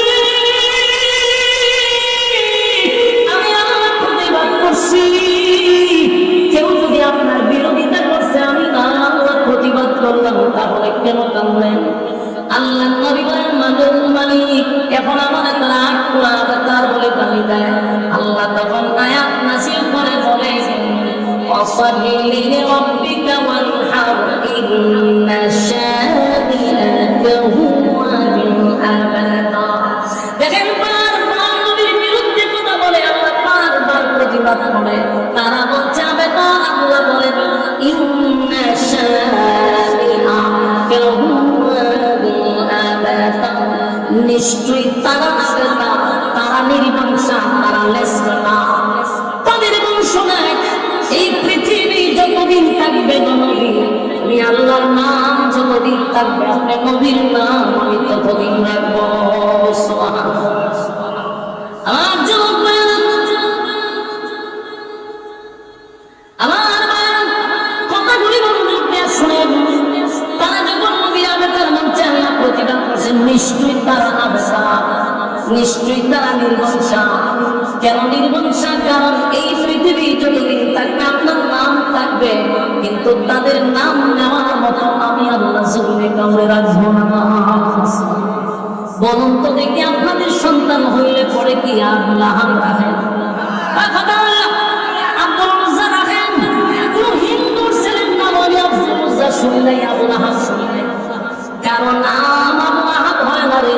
হিন্দুরাও রাখে না, রাখছে হিন্দুর ছেলের নাম হচ্ছে আবুল আহাব। আল্লাহ কয় তাদের নাম নেওয়ার মতো জমিনে কেউ থাকবে না, কিন্তু কিয়ামত পর্যন্ত আপনার নাম মানুষের জবানে থাকবে। সেকেন্ডে সেকেন্ডে আপনার নাম উচ্চারণ হবে। গোটা পৃথিবীতে আল্লাহর হাবিবের কত মূল্য! এই যে আমরা ওয়াজ মাহফিলে বসে রয়েছি, কতবার আপনার নবীর নাম এখানে নিতেছি। আমার নবীর নাম শোনা মাত্র আমরা বলি সাল্লাল্লাহু আলাইহি ওয়াসাল্লাম। এরকম আপনি আমার মতো হাজার হাজার কোটি মানুষ এই মুহূর্তে নবীর দুরূদ সালাম রওজায় পৌঁছায় দিচ্ছে। অথচ বেঈমানের বাচ্চাগুলি বলছে আল্লাহর হাবিবের নাম নেওয়ার মতো কেউ থাকবে না, কেউ থাকবে না। তাই আল্লাহ বলে বন্ধু এই জন্য যদি কান্দেন, কান্দেন না, কান্দেন না, কারণ আপনার নাম আমি রাখবো না। নবী টেনশন করার কোনো কারণ নাই। আপনার নাম জমিনে থাকবে, আমার নামও বলবে, আপনার নামও থাকবে। এই জন্য আমার নবীর জন্য আল্লাহ একটা সূরা নাযিল করছে, সূরা কাউসার। এই সূরাটা হলো শানে রাসূল। আরেকটা সূরা হলো সূরা ইখলাস, এটা হলো শানে আলাহি। একটা হলো আল্লাহর শানে, আরেকটা হলো বন্ধুর শানে। জোরে জোরে বলো সুবহানাল্লাহ। আল্লাহর জন্য একটা সূরা নাযিল করলো, আমার বন্ধুর জন্য আরেকটা সূরা নাযিল করলো। সূরা ইখলাসের ভিতরে যা তাফসীর করবেন বাংলাতেও পাওয়া যায়, করে নেবেন। এখানে আল্লাহর শান নাম ছাড়া আর কোনো কথা নাই, শুধু আল্লাহর শান। এই জন্য এটাকে শানে আলাহি বলা হয়। আল্লাহর প্রশংসা, আল্লাহর একত্ববাদী খোদার ব্যাপারে এই সূরা শানের ভিতরে ছাড়া আর কোনো আলোচনা নেই। আর সূরা কাউসারের ভিতরে ঢুকে দেখবেন শুধু নবীর শান মান মর্যাদা নিয়ে আলোচনা। আল্লাহ ভাই বন্ধু কেন আপনি কষ্ট? সব জায়গায় তো আপনারা এদেরকে আপনি সমালোচনা করতে দেন, এদের সমালোচনায় আপনি মন ভাঙবেন না। যদি মন ভাঙে না, মন ভাঙে সামনের কাজগুলো কে করবে? তাই পাচ্ছে লোকে কিছু বলে, কথা না বরং পিছনের লোকের কাজ হলো কিছু বলা। কথা বল না, দেখ পিছনের লোকের কাজ কি বলা। আপনি যদি এদের কথা শুনতে যান, সামনে আগাইতে পারবেন। জীবনে যদি সফল হতে চান, তাহলে পিছনে কান না দিয়া সামনে আগান। আপনার গন্তব্যে পৌঁছতে হবে, কারণ পিছনে যে বকবক করে তার কোনদিন আপনার জায়গা পর্যন্ত সে বুঝতে পারবে না, পারবে না। বিদায় তো আপনার পিছনে লাগছে, আর আপনি কারো পিছনে লাগেন না, এই জন্য আপনার সামনে নিতেছে। মাথায় রাখবেন, মন খারাপ করবেন না। যখন দেখবেন কেউ আপনাকে নিয়ে সমালোচনা করে, কেউ আপনাকে নিয়ে বৈঠক করে, দোকানে শাসলে সব জায়গায়, বুঝবেন আপনি কিছু একটা বলছেন। কথা বলেন, আপনি বুঝলেন আপনি কিছু একটা বলছেন। যদি আপনার নিয়ে সমালোচনায় না হয় না, কিতা হয়েছে, কিচ্ছু হয়েছেন না। সাধারণ মানুষকে নিয়ে কেউ সমালোচনা করে, প্রতিষ্ঠিত মানুষকে নিয়ে মানুষ সমালোচনা করে, তাই বুঝবেন আপনি কিছু একটা হইতেছেন। তাই আপনি কান দিবেন না, তারা সমালোচনা করতে দেন, তারা সমালোচনা করতে দেন, তারা আটকে দেন। এক বুজুর্গ মাঝে মধ্যে তার খাদেমকে দিয়ে 1 কেজি মিষ্টি কাটাইলে একজনের বাড়িতে, খাদেমে মিষ্টি নিয়ে দেহে সর্বনাশ, এই লোকটা আমার সাহেবের বিরুদ্ধে প্রতিদিন গালাগালি করে। এই লোক তো লোক বলে না, আমার সাহেবের মিষ্টি বাড়াইলে, অথচ আমার সাহেবের সত্য কষ্ট করে ঘটনা গিয়ে কোন জায়গায় ভুলে নিলাম নাকি, মিষ্টি মিষ্টি দিয়া খারাপ কাজে বাড়াচ্ছে। কিন্তু হুদ্ধা শয়তান, শয়তানের খারাপ ছিল কি, প্রতিদিন আমার বিরুদ্ধে কথা না বলে বিনোদন না, এর কাছে হাতিয়ে বাড়াইছে। তাহলে এর সিগা আপন আমি আর করেছি, কথা বুঝতেছেন?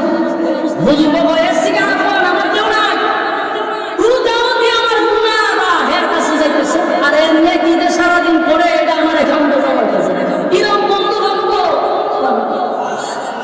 সারাদিন কষ্ট করে তাহাজ্জুদ করে 5 ওয়াক্ত নামাজ পড়ে, তাসবিহ পড়ে, জিকির করে, কিন্তু শ্বাস করে বইয়া বইয়া বইয়া খালি বলতে কথা, ভাই বাবা না আল্লাহ বাবা না মাইয়া বাবা না বসে মুশকিল বালা কাছে খতম করে বলে তসবিহটা না সুমা দেয়, আর খালি কথা বলতে না সুবহানাল্লাহ মত বলতি আছে তসবিহ পড়া দিতা সাহায় ভাই আপনারা কোন দিন ধরে হুদা শয়তান সুবহানাল্লাহ হে যে খারাপের খারাপ রে সুবহানাল্লাহ তো সারা জীবন খালি মানুষ বলে সুবহানাল্লাহ সাদে একটা ও সুমাদা লাগছে 100 হয়ে গেছে আসলে সুমাদা 100 দিলে সাদে সাদে সাদে এইরকম এরকম আসেনি দেখছেন আপনারা, তসবিহ পড়ে 5 ওয়াক্ত নামাজ পড়ে নামাজ পড়ে কিন্তু মানুষের সমালোচনা হেরাত করে মানে আরেকবার আমরা চাকরি পেয়েছে এই দুমানো ভাই কেমন চাকরিটা হইল আরে আমরা করেছে কোনো আমরা করেছে তো হইলে আমরা তো পয়সা ভালো লাগছে তো লাভ হচ্ছে, চাকরি বেশি দিন টিকতে হয়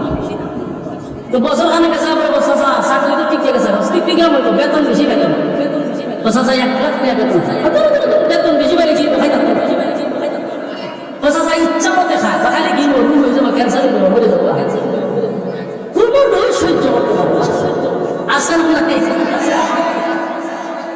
এরকম লোক আরেক বেচারার বাড়িতে ভালো খায়, ভালো ফিরবে, হেজার খালি কে দেবে তোর তো শান্তি দেবে। আর হিংসুক যারা এরা শাস্তি দুনিয়া দুনিয়া কি শাস্তি আরেকজনের দিকে জলে জল হয়ে শাস্তি, ঠিক নেই?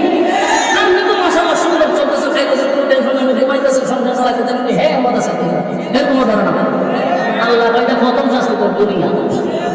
এই জন্য কারো সমালোচনায় কান দেওয়া যাবে না, সমালোচনা করতে দেন, ঠিক না বেটি? আমার জনগণ ওই আবুল আহমের বউ এবং আবুল আহম নবীর বিরোধিতা করে আল্লাহর সাবধান নবী আপনার কাজ আপনি চালায় দেন, বিরোধিতা যারা করে তারা বিরোধিতা করতে দেন। এখন দেখেন লাভটা কি হচ্ছে, কিছুদিন পরে আবুল আহেব চিন্তা করবে কোনোভাবে আটকানো যেতেছে না, কোনোভাবে থামাইতে পারতেছে না, খালি মুহাম্মদের সমর্থন বাড়তেছে। এখন আবু জাহেলের সাথে গেছে এইভাবে চলতে থাকলে আমরা ঐতিহ্য ধরে রাখতে পারবো, এক সময় দেখা যাবে মক্কায় মুহাম্মদের কথায় উঠবে আর বসবে, এর একটা ব্যবস্থা নেওয়া দরকার। তো কি ব্যবস্থা? ওই প্রত্যেক বছর থেকে হজ হয়, এই হজ কিন্তু আগের থেকে ছিল, কথা বুঝতেছেন নি? হজ আগের থেকে ছিল না, তো প্রত্যেক মৌসুমে এই মক্কাতে এসে মানুষ হজ করতো। এই আবুল আহেব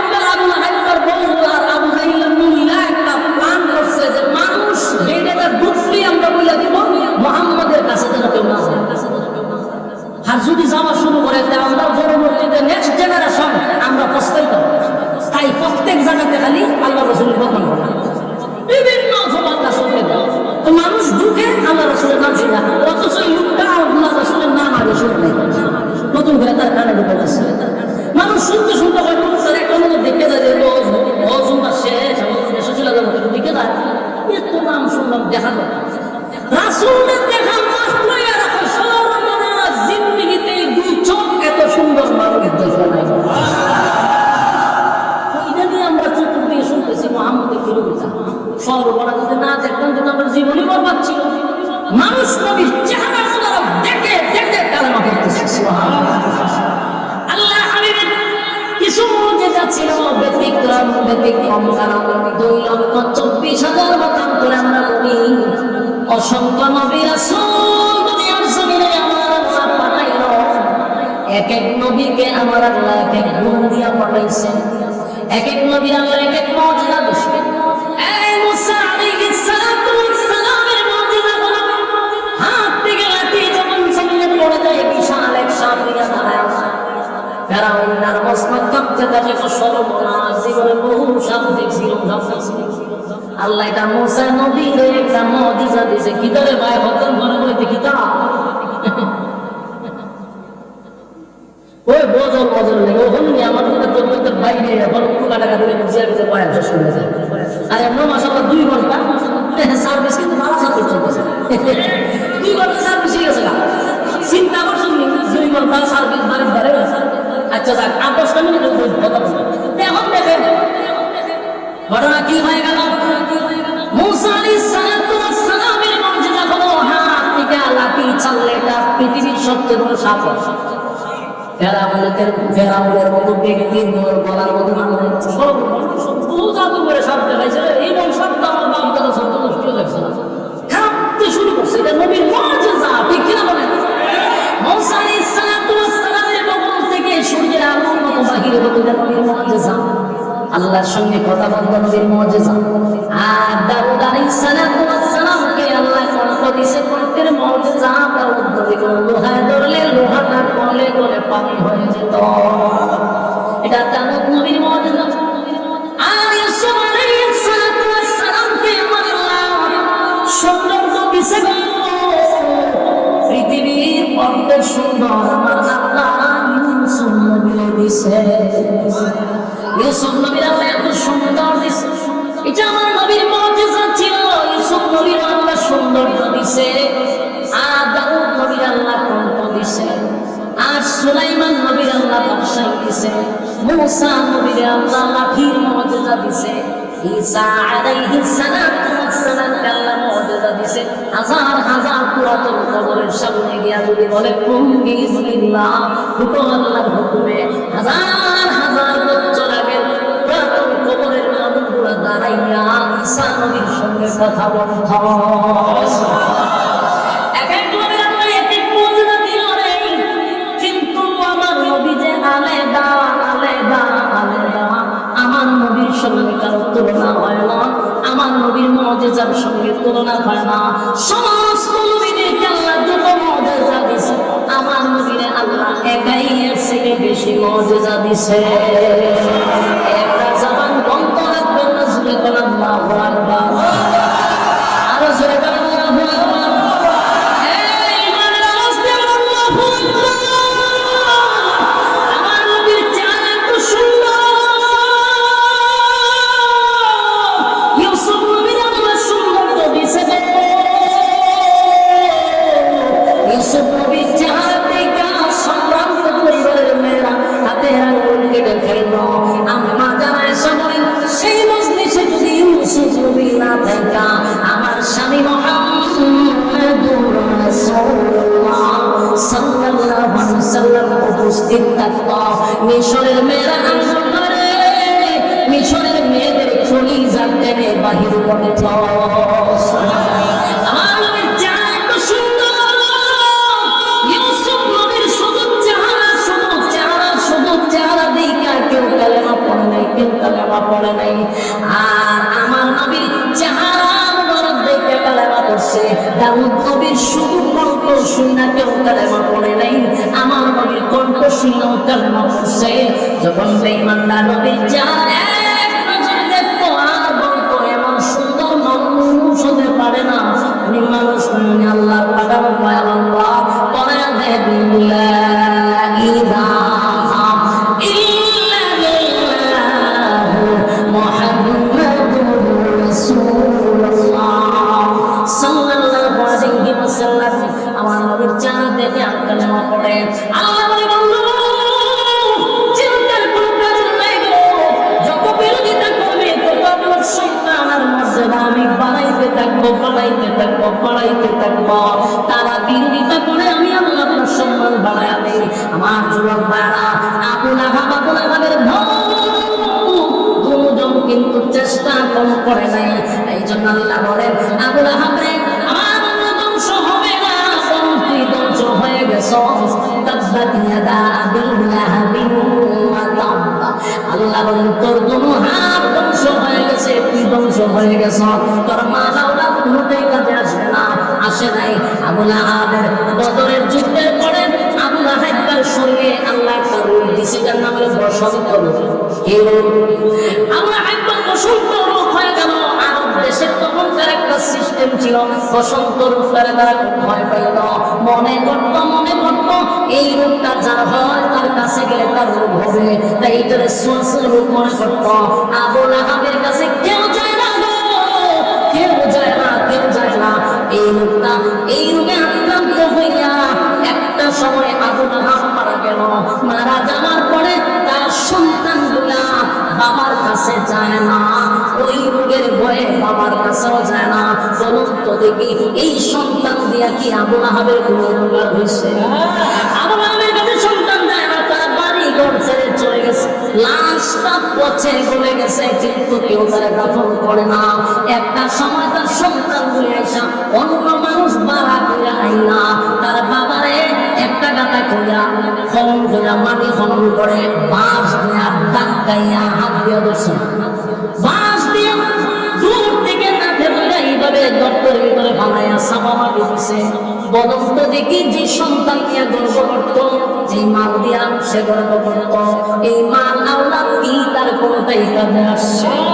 আল্লাহ ভাই তোর মাল আওলাদ কোনটাই কাজে আসবে না, আসে নাই, আসে নাই, আসে নাই। আবু লাহাব পার জিন্দেগি বরবাদ, আমার নবীর বিরুদ্ধে লাইলা, আমার নবীর বিরোধিতা কইরা সে সাকসেস হইছে না ধ্বংস হইছে। নেক্সট টাইম যদি নবীর কোন ওয়ারিসদের বিরুদ্ধে আপনারা দাঁড়ান, এই বাজান গালাগালি করেন, ওয়াদা দিলাম আবু লাহাবের বংশধররা যদি নবীর ওয়ারিস আলেমদেরকে গালি দেয়, তাদের পরিণতি এমনটাই হবে।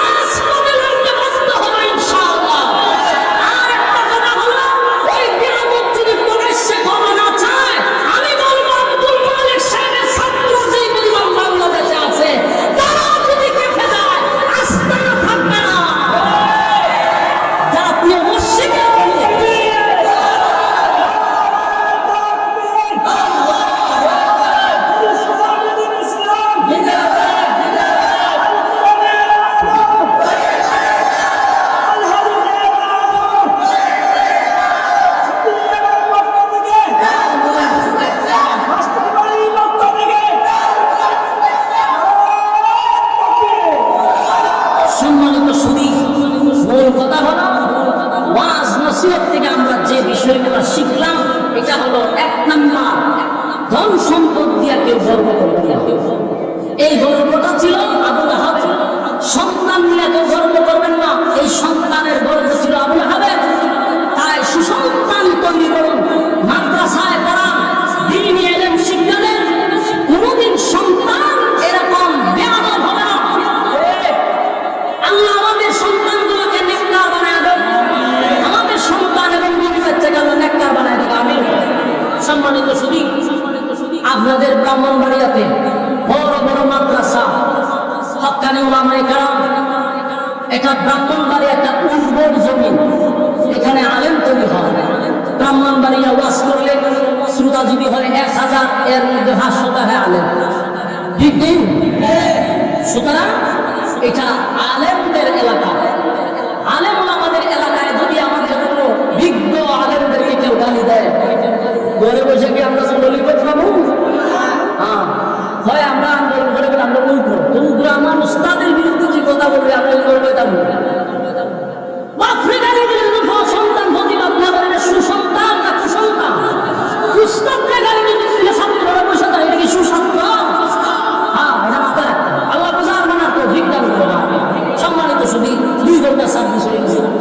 যে কথাগুলো শুনছি, কথাগুলি উপরে বলতে বলা, শুনলে বলা উঠে সহি আমল করার তৌফিক দান করেন।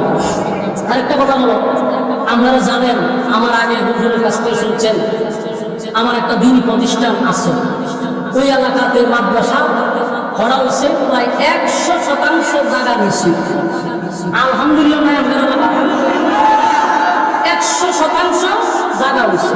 তো 100% জায়গা গিয়ে আমার বক্তব্য রাইনা দিছে, এইটি ওয়াজ মাহফিলের টাকা দিয়া কিনা হয়েছে।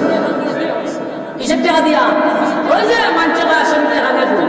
100% জায়গা ওয়াজের টাকা দিয়া কিনা হয়েছে। 2 নম্বর কথা হলো, 3টা ভবন করা হয়েছে। এর মধ্যে আমার কিছু বক্তব্য আছে, কম হোক বেশিও মানুষ এখানে শরীর হয়েছে।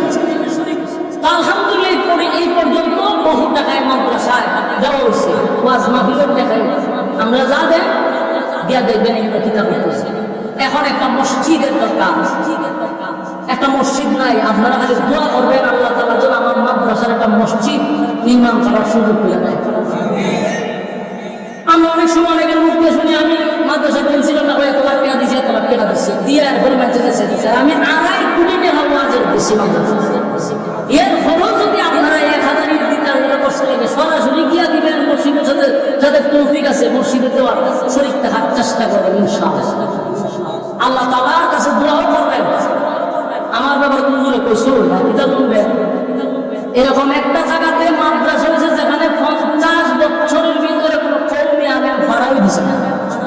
কত বছরের ভিতরে? 50 বাংলাদেশ স্বাধীন হয়েছে, ফারাওই দিছে না। ওই জায়গাতে এখন আল্লামা স্বাধীন শাহ হুজুর যায়, সেখানে বাংলাদেশের বড় বড় ওলামায়ে মুরব্বির আমার এখানে যায়। বলুন, এখানে এই জায়গার যাওয়াতে ফায়দা হয়েছে না নাই? জমিন উর্বর হইতেছে। এই জমিন থেকে যেন আমরা আলেম তৈরি করি, দোয়া করবেন আল্লাহ তাআলা আমাদের বোঝার মানার আমল করার তৌফিক দান। আমিন। দুরূদ শরীফ করেন, আমরা মুনাজাত করব ইনশাআল্লাহ।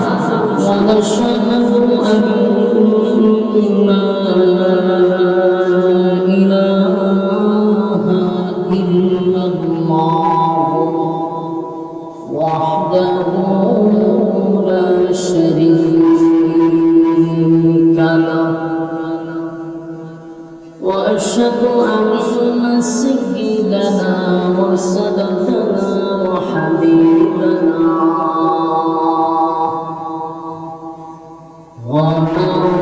ومولانا محمدا عبد الله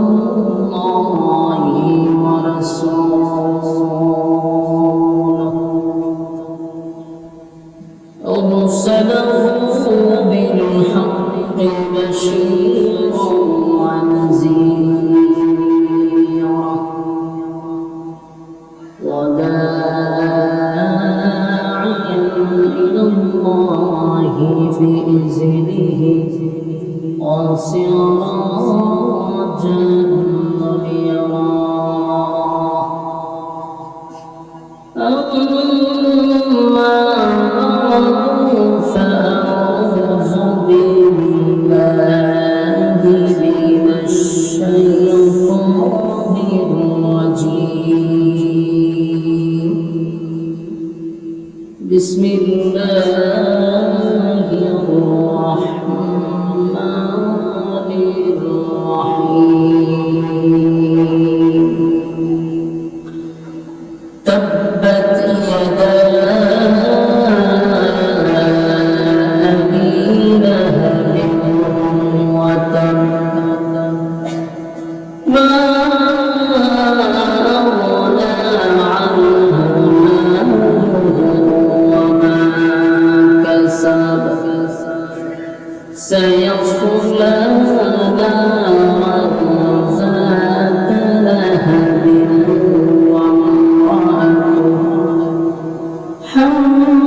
حمالة الحطب في جيدها حبل من مسد.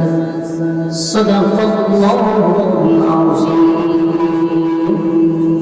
درود شريف اللهم صل على محمد وعلى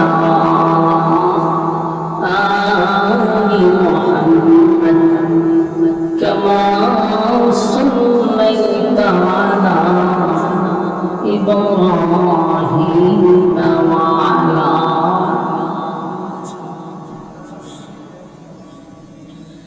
إنك حميد مجيد اللهم بارك على محمد وعلى آل محمد كما باركت على إبراهيم وعلى آل إبراهيم إنك حميد مجيد मेरा दिल तड़प रहा है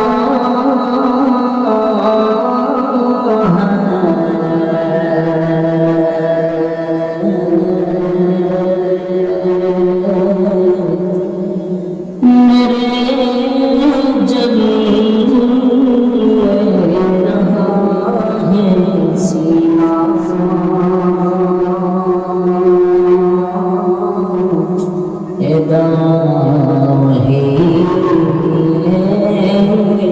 मुझे ले चलो मदीना बदा फल्लोना बिकमालिही कशमत तुजा बिजमाली हसनत जमीआ सालिही सल्लल्लाहु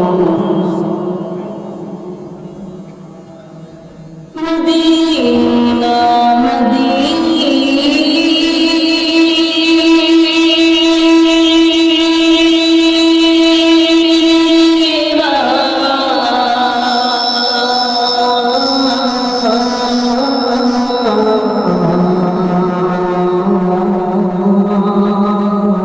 मदीना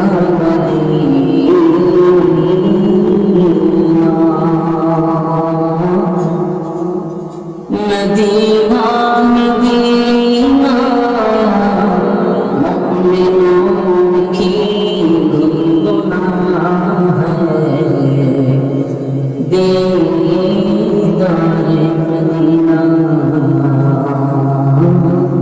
आशिकों की तमन्ना है रदा गल्लोना حسنت جميع خصاله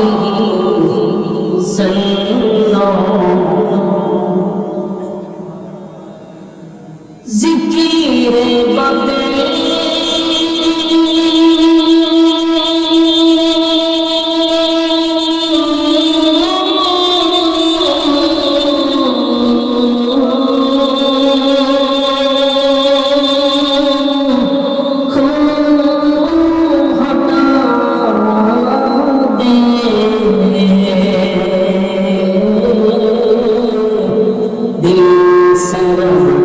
जिक्र में लगा दे मुझे शाम ला इलाहा जो मेरा इलाहा ला इलाहा इल्लल्लाह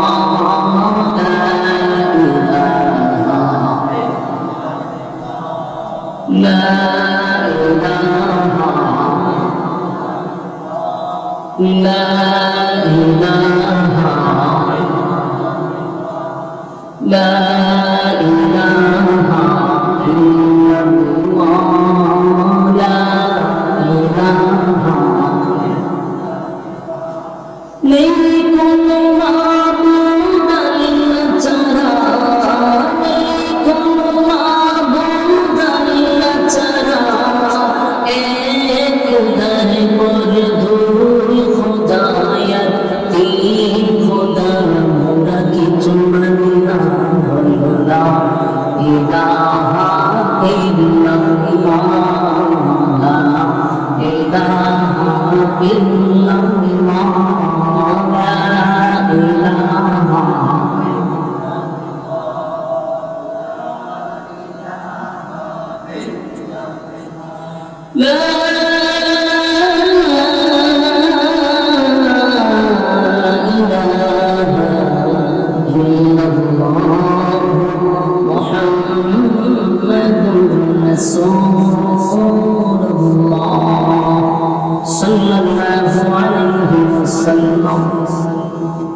আলহামদুলিল্লাহ ব্রাহ্মণবাড়িয়া জেলার অন্তর্গত সতিয়ারা মাস্টারবাড়ি যুবকবৃন্দের মধ্য দিয়ে আয়োজিত আজকের এই ওয়াজ ও দোয়া মাহফিলে সম্মানিত সভাপতি মুফতি আখতারুজ্জামান সাহেব দাওয়াত বরকাতুহ, আর আছেন মুফতি হুসাইন আহমদ হাবিবি সাহেব।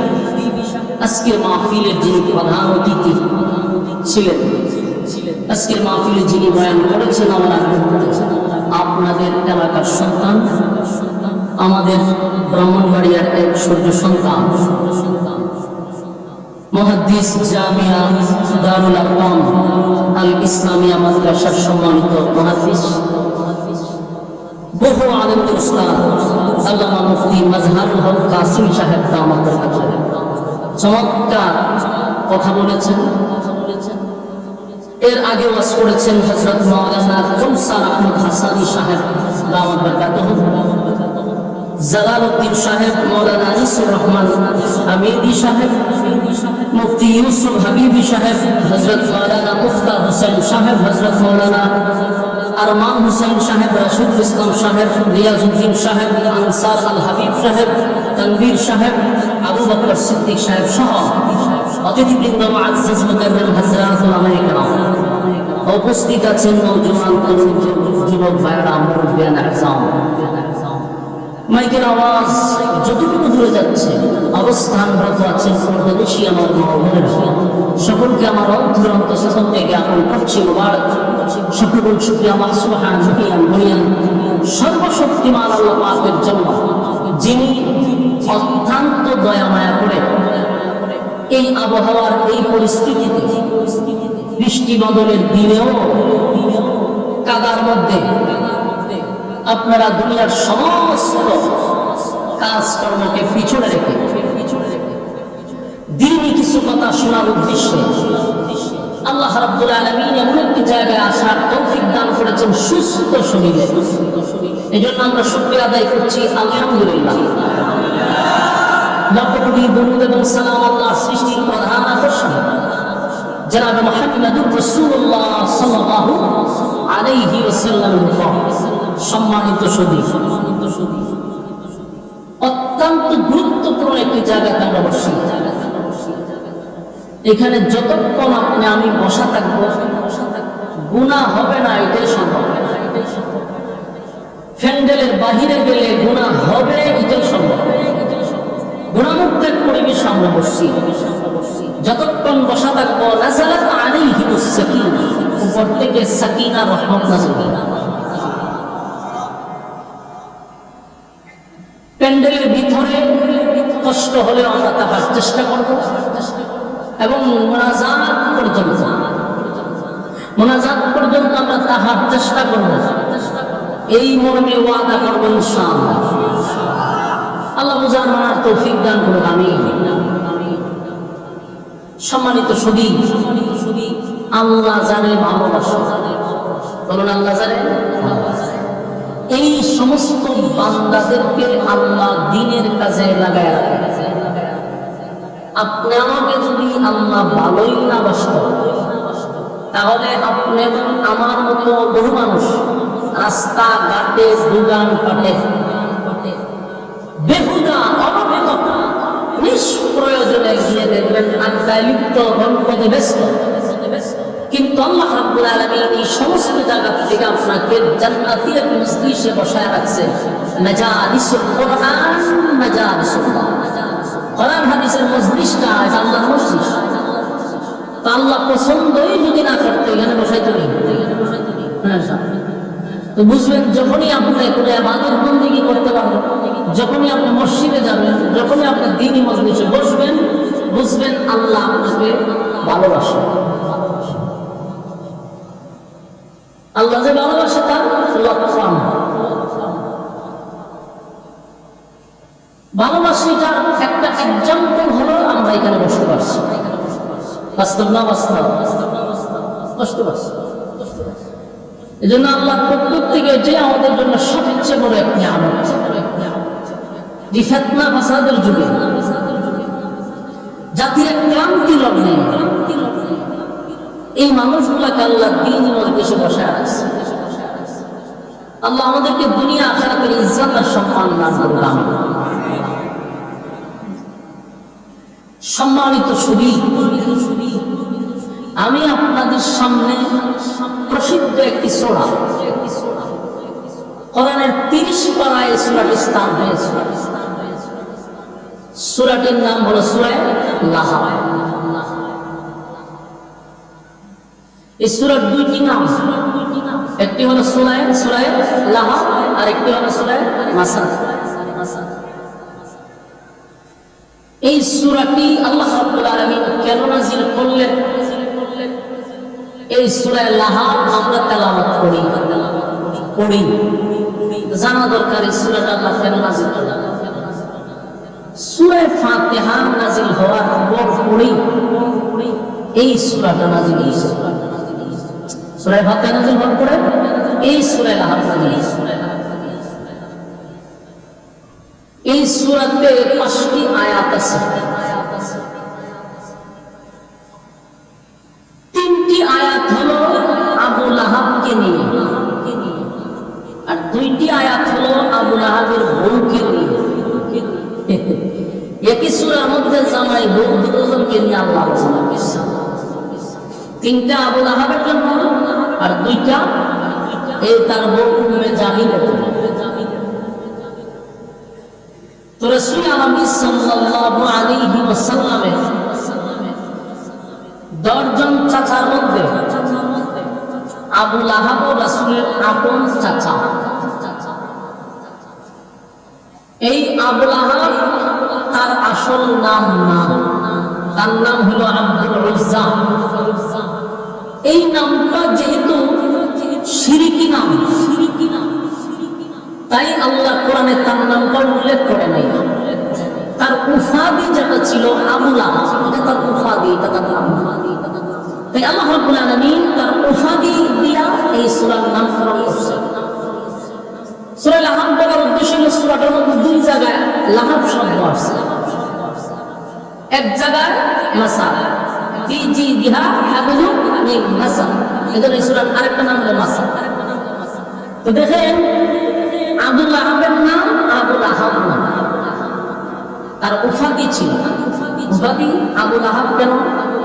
আবু লাহাবের অর্থ হইল একেবারে আগুনের মতো। আগুন দেখতে কিরকম? লাল। আগুনের মাথাটা দেখুন মোমবাতির মাথা, এটা গোল্ডেন কালার, লাল বর্ণ।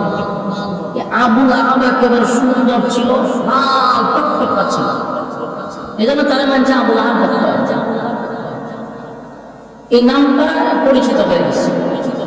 আল্লাহ রাব্বুল আলামিন তার উফাদি নামে সূরার নাম দিয়েছেন। রাসূল আরবি সাল্লাল্লাহু আলাইহি সাল্লামের মক্কি জিন্দেগিতে এই সূরাটা নাযিল হয়েছে। সূরাটা মক্কি সূরা, তাও সূরা ফাতিহার পর পরেই সূরাটা নাযিল হয়। রাসূল আরবি সাল্লাল্লাহু আলাইহি সাল্লাম 40 বছর আগে, মানে কোরআন নাযিল হওয়ার আগ পর্যন্ত এই আবু লাহাব ছিল রাসূলের সবচেয়ে মহব্বতের একজন চাচা। আবু লাহাব রাসূলকে খুব বেশি পছন্দ করত। রাসূলকে নিয়ে সে সমাজে গর্ব করত। মানুষকে বলতো যে আমার ভাতিজা হলো মুহাম্মদ সাল্লাল্লাহু আলাইহি ওয়াসাল্লাম, আমার ভাতিজা মুহাম্মদ, আমার ভাই দুনিয়া থেকে বিদায় হয়ে গেছে, আমার ভাই আব্দুল্লাহর বংশ টিকছে। বিভিন্ন গর্ব করত রাসূলকে। সমাজের মধ্যে সে ইচ্ছাকৃত ভাবে একটু প্রচার করার চেষ্টা করছে যে আমার ভাতিজা, গর্ব করে বলছে। দেখেন আবু লাহাব রাসূলের আগমন অনেক খুশি ছিল, খুবই খুশি। সর্বপ্রথম যে আবু লাহাবকে ঘোষণা দিয়েছিল যে আপনার ভাতিজা দুনিয়াতে আগমন করছে, যেই গোলাম, যে দাসী তার কাছে আসছিল, খবরটা নিয়ে খুশিতে আনন্দে এই বান্দি শাহাদাত আঙ্গুলের ইশারার দ্বারাই তারা আজাদ করে দিচ্ছে। যখন আমাকে খুশির সংবাদ শোনাইছে, তোরা আমি আজাদ করেছি। কতটুকু খুশি হয়েছে রাসূলের আগমনে। আবু লাহাবের সাথে গভীর সম্পর্ক ছিল, খুবই মহব্বত ছিল রাসূলের সঙ্গে। কোরআন নাযিলের আগ করেছিল রাসূল আরবি সাল্লাল্লাহু আলাইহি সাল্লাম। এই আবু লাহাব রাসূলের বিরোধিতা করল কোন সময়? রাসূলের বিরোধিতা করছে যখন রাসূল আরবি সাল্লাল্লাহু আলাইহি সাল্লামকে আল্লাহ রাব্বুল আলামিন বলল যে আপনি একটা কাজ করেন, এখন থেকে শুধু গোপনে আপনি যদি খালি কালেমার দাওয়াত দেন তাহলে হবে না। গোপনে দাওয়াত দিলেই হবে না, আপনি মানুষের কাছে প্রকাশ্যে কালেমার দাওয়াত দেওয়া শুরু করেন। তো রাসূল আরবি সাল্লাল্লাহু আলাইহি সাল্লাম তখনকার যুগে একটা পাহাড় ছিল, যে সাফা পাহাড়, যেটা একেবারে হেরামের কাছাকাছি। এই সাফা পাহাড়ের কাছে ওটার নিয়ম ছিল, এটার উপরে যখন মানুষ দাঁড়াইতো, দাঁড়ায় যখন কথা বলতো, তখন মানুষ বুঝতে পারতো নিশ্চয়ই কোনো গুরুত্বপূর্ণ কোনো এলান। ওইটার উপরে কেউ দাঁড়ায় বক্তব্য দিলে মানুষের যত কাজই থাকতো, যত ব্যস্তই থাকতো, সব কাজকর্ম বাদ দিয়ে দৌড়াই এই পাহাড়ের নিচে গিয়ে দাঁড়াইতো মানুষ, যে না জানে কি বলতে আসছে। তো রাসূল ইতিপূর্বে কখনো এই পাহাড়ের উপরে উঠে নাই। তো রাসূল সাল্লাল্লাহু আলাইহি সাল্লাম আল্লাহ অর্ডার দিয়েছেন যে কালেমার দাওয়াত এখন গোপনে দিলে চলবে না, এটা গোপন রাখলেও চলবে না, এটা প্রকাশ করতে হবে। তো আল্লাহ রাসূল ওই সাফা পাহাড়ের উপরে উঠছে। উঠার পরে যখন রাসূলের গোষ্ঠীর লোকদেরকে ডাকতে লাগলো, আত্মীয় স্বজনদেরকে ডাকতে লাগলো, তো এমনিতেই পাহাড়ে কেউ ডাকলে এটাই গুরুত্বপূর্ণ। আবার উঠছে হলো রাসূল আরবি সাল্লাল্লাহু আলাইহি সাল্লাম, উনি তো এমনি গুরুত্বপূর্ণ একজন ব্যক্তি। আবার উঠছে পাহাড়ে, তো মানুষ কয়ে আব্দুল্লাহর পুত্র মুহাম্মদ আমাদেরকে ডাকতেছে, এই পাহাড়ে কি করবে, তাকে আর কখনো উঠতে দেখি নাই, নিশ্চয়ই কোনো গুরুত্বপূর্ণ বার্তা আমাদের কাছে পৌঁছাবে। যে যাইতে পারে নাই ব্যস্ততার কারণে, দূরে থাকার কারণে, তার পক্ষ থেকে লোক পাঠাই দিছে যে আমার পক্ষ থেকে তুমি সেখানে উপস্থিত থাকো। চিন্তা করেন কত গুরুত্ব। রাসূল এটার উপরে পাহাড় উঠে দাঁড়াইছে পরে সবাই যার যার ঘর থেকে বাইরে কাজ করবো বাদ দিয়ে এই পাহাড়ের নিচে জোর উঠছে। আগে তার মাইক আছে, ওইখানে দাঁড়ায় ডাক দিলে সবাই শুনে। আবু লাহাব তার কাজকর্ম বাদ দিয়ে সেখানে গিয়ে উপস্থিত, গোত্রের লোকেরা উপস্থিত। আল্লাহ রাসূল দাঁড়াইছে, সবাই বলল, যখন সবাই একত্রিত হয়েছে আল্লাহ রাসূল বললেন যে আমি আপনাদেরকে ইতি করবে কখনো এইভাবে ডাক দেই নাই, একত্রিত করি নাই, এই পাহাড়ে উঠা কাউকে আমি ডাক দিই নাই, আজকে দাঁড়াইছি। আমি সর্বপ্রথম আপনাদেরকে জিজ্ঞাসা করব, এই মুহূর্তে যদি আমি আপনাদেরকে এখন বলি যে আমার পিছনে অস্ত্র নিয়ে দাঁড়ায় আছে একদল বাহিনী আপনাদের উপরে হামলা করবে, বিশ্বাস করবেন? সবাই এক বাক্যে তখন জবাব দিচ্ছে, অবশ্যই বিশ্বাস করবেন। রাসূল বললেন, কেন বিশ্বাস করবেন? হয় আমরা তোমার সঙ্গে উঠা বসা করছি 40 বছর, এই 40 বছর জীবনে যতগুলা সময় তোমার সাথে আমরা পার করছি, তোমার জীবনের অ্যানালাইজ করছি, কোনদিন ভুলেও সজাগে ঘুমাতে কোনো অবস্থায় তোমাকে একটা মিথ্যা কথা বলতে আমরা কখনো শুনিনি। চিন্তা করছে এখানে এমন কোন লোক আছে আমরা বলতে পারবো যে আমরা যেগুলো মিথ্যা কথা বলছি, এমন কোনো আল্লাহর ওলি নয়। বাস্তব না বাস্তব? পৃথিবীতে একটা আল্লাহর ওলি হতে পারে আমি মিথ্যা কথা বলছি। কিছু মিথ্যা কথাকে বউয়ের কাছে বলা যায় যে কোনো ক্ষেত্রে আমরা অনেক সময় এটা একটা অজুহাত দিয়া দিই, কিন্তু রাসূলের ক্ষেত্রে কোনদিন একটা মিথ্যা কথা বলে না। এই জন্য আমাদের মানুষ করে অবশ্যই বিশ্বাস করে রাসূল আগে আবার একটা বন্ধ করে বক্তা সরাসরি বাস করতেছি, এখানে আবার বন্ধুগণ, আমি তো সরাসরি সরজমিনে উপস্থিত না হওয়া, আমার তো ব্যক্তি আছে। এখন দেখেন রাসূল আগে তাদের কাছ থেকে ভিতরের কথাটা বেরিয়েছে, যারা আমার কতটুকু বিশ্বাস করছে যে না 100 তখন বলল যে আমার কোনো এত বিশ্বাস করো, বিশ্বাসের জায়গায় আমি ছিলাম, হাসি থাকবো, জীবনে মিথ্যা বলি নাই, বলবো না, ভবিষ্যৎ না। তাহলে শোনো, আজকের থেকে তোমরা আমার সঙ্গে করো লা ইলাহা ইল্লাল্লাহ তুফলিহুন। তোমরা আমার সঙ্গে করো লা ইলাহা ইল্লাল্লাহ, নেই কোনো মাবুদ আল্লাহ ছাড়া, আর মুহাম্মদুর রাসূলুল্লাহ সাল্লাল্লাহু আলাইহি ওয়াসাল্লাম আমি আল্লাহর বান্দা এবং রাসূল। তার কারণ হলো রাসূলকে এতদিন তারা বলতো আব্দুল্লাহর পুত্র মুহাম্মদ, রাসূলুল্লাহ বলতো। এই মেসেজ দিয়ে বললেন যে আল্লাহর পক্ষ থেকে আমি শুধু মুহাম্মদ নয়, রাসূলুল্লাহ। আর আল্লাহর পক্ষ থেকে আমি যে কথা বলিতে পেরেছি, এতদিন তো মিথ্যা বলি নাই, এখন আরো না সত্য বলছি, এখন আরো সত্য হবে।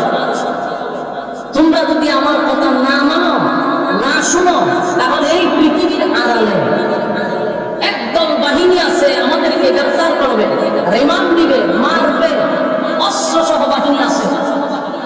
তাই তোমরা যদি আমার কথা মেনে নাও, ইহকাল পরকালে তোমরা শান্তিতে থাকবে।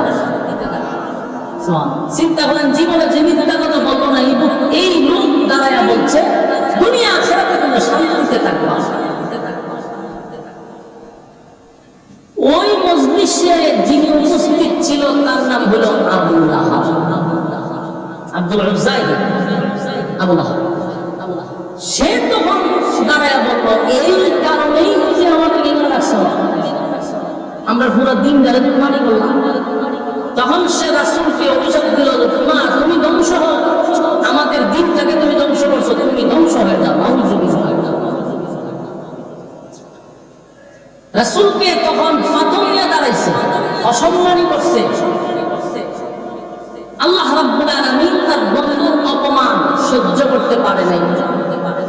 এই জন্য আল্লাহ তার প্রতিবাদ ভাঙ্গা জবাব দেওয়ার জন্য তখন এই সূরা লাহাবটা নাযিল করেন।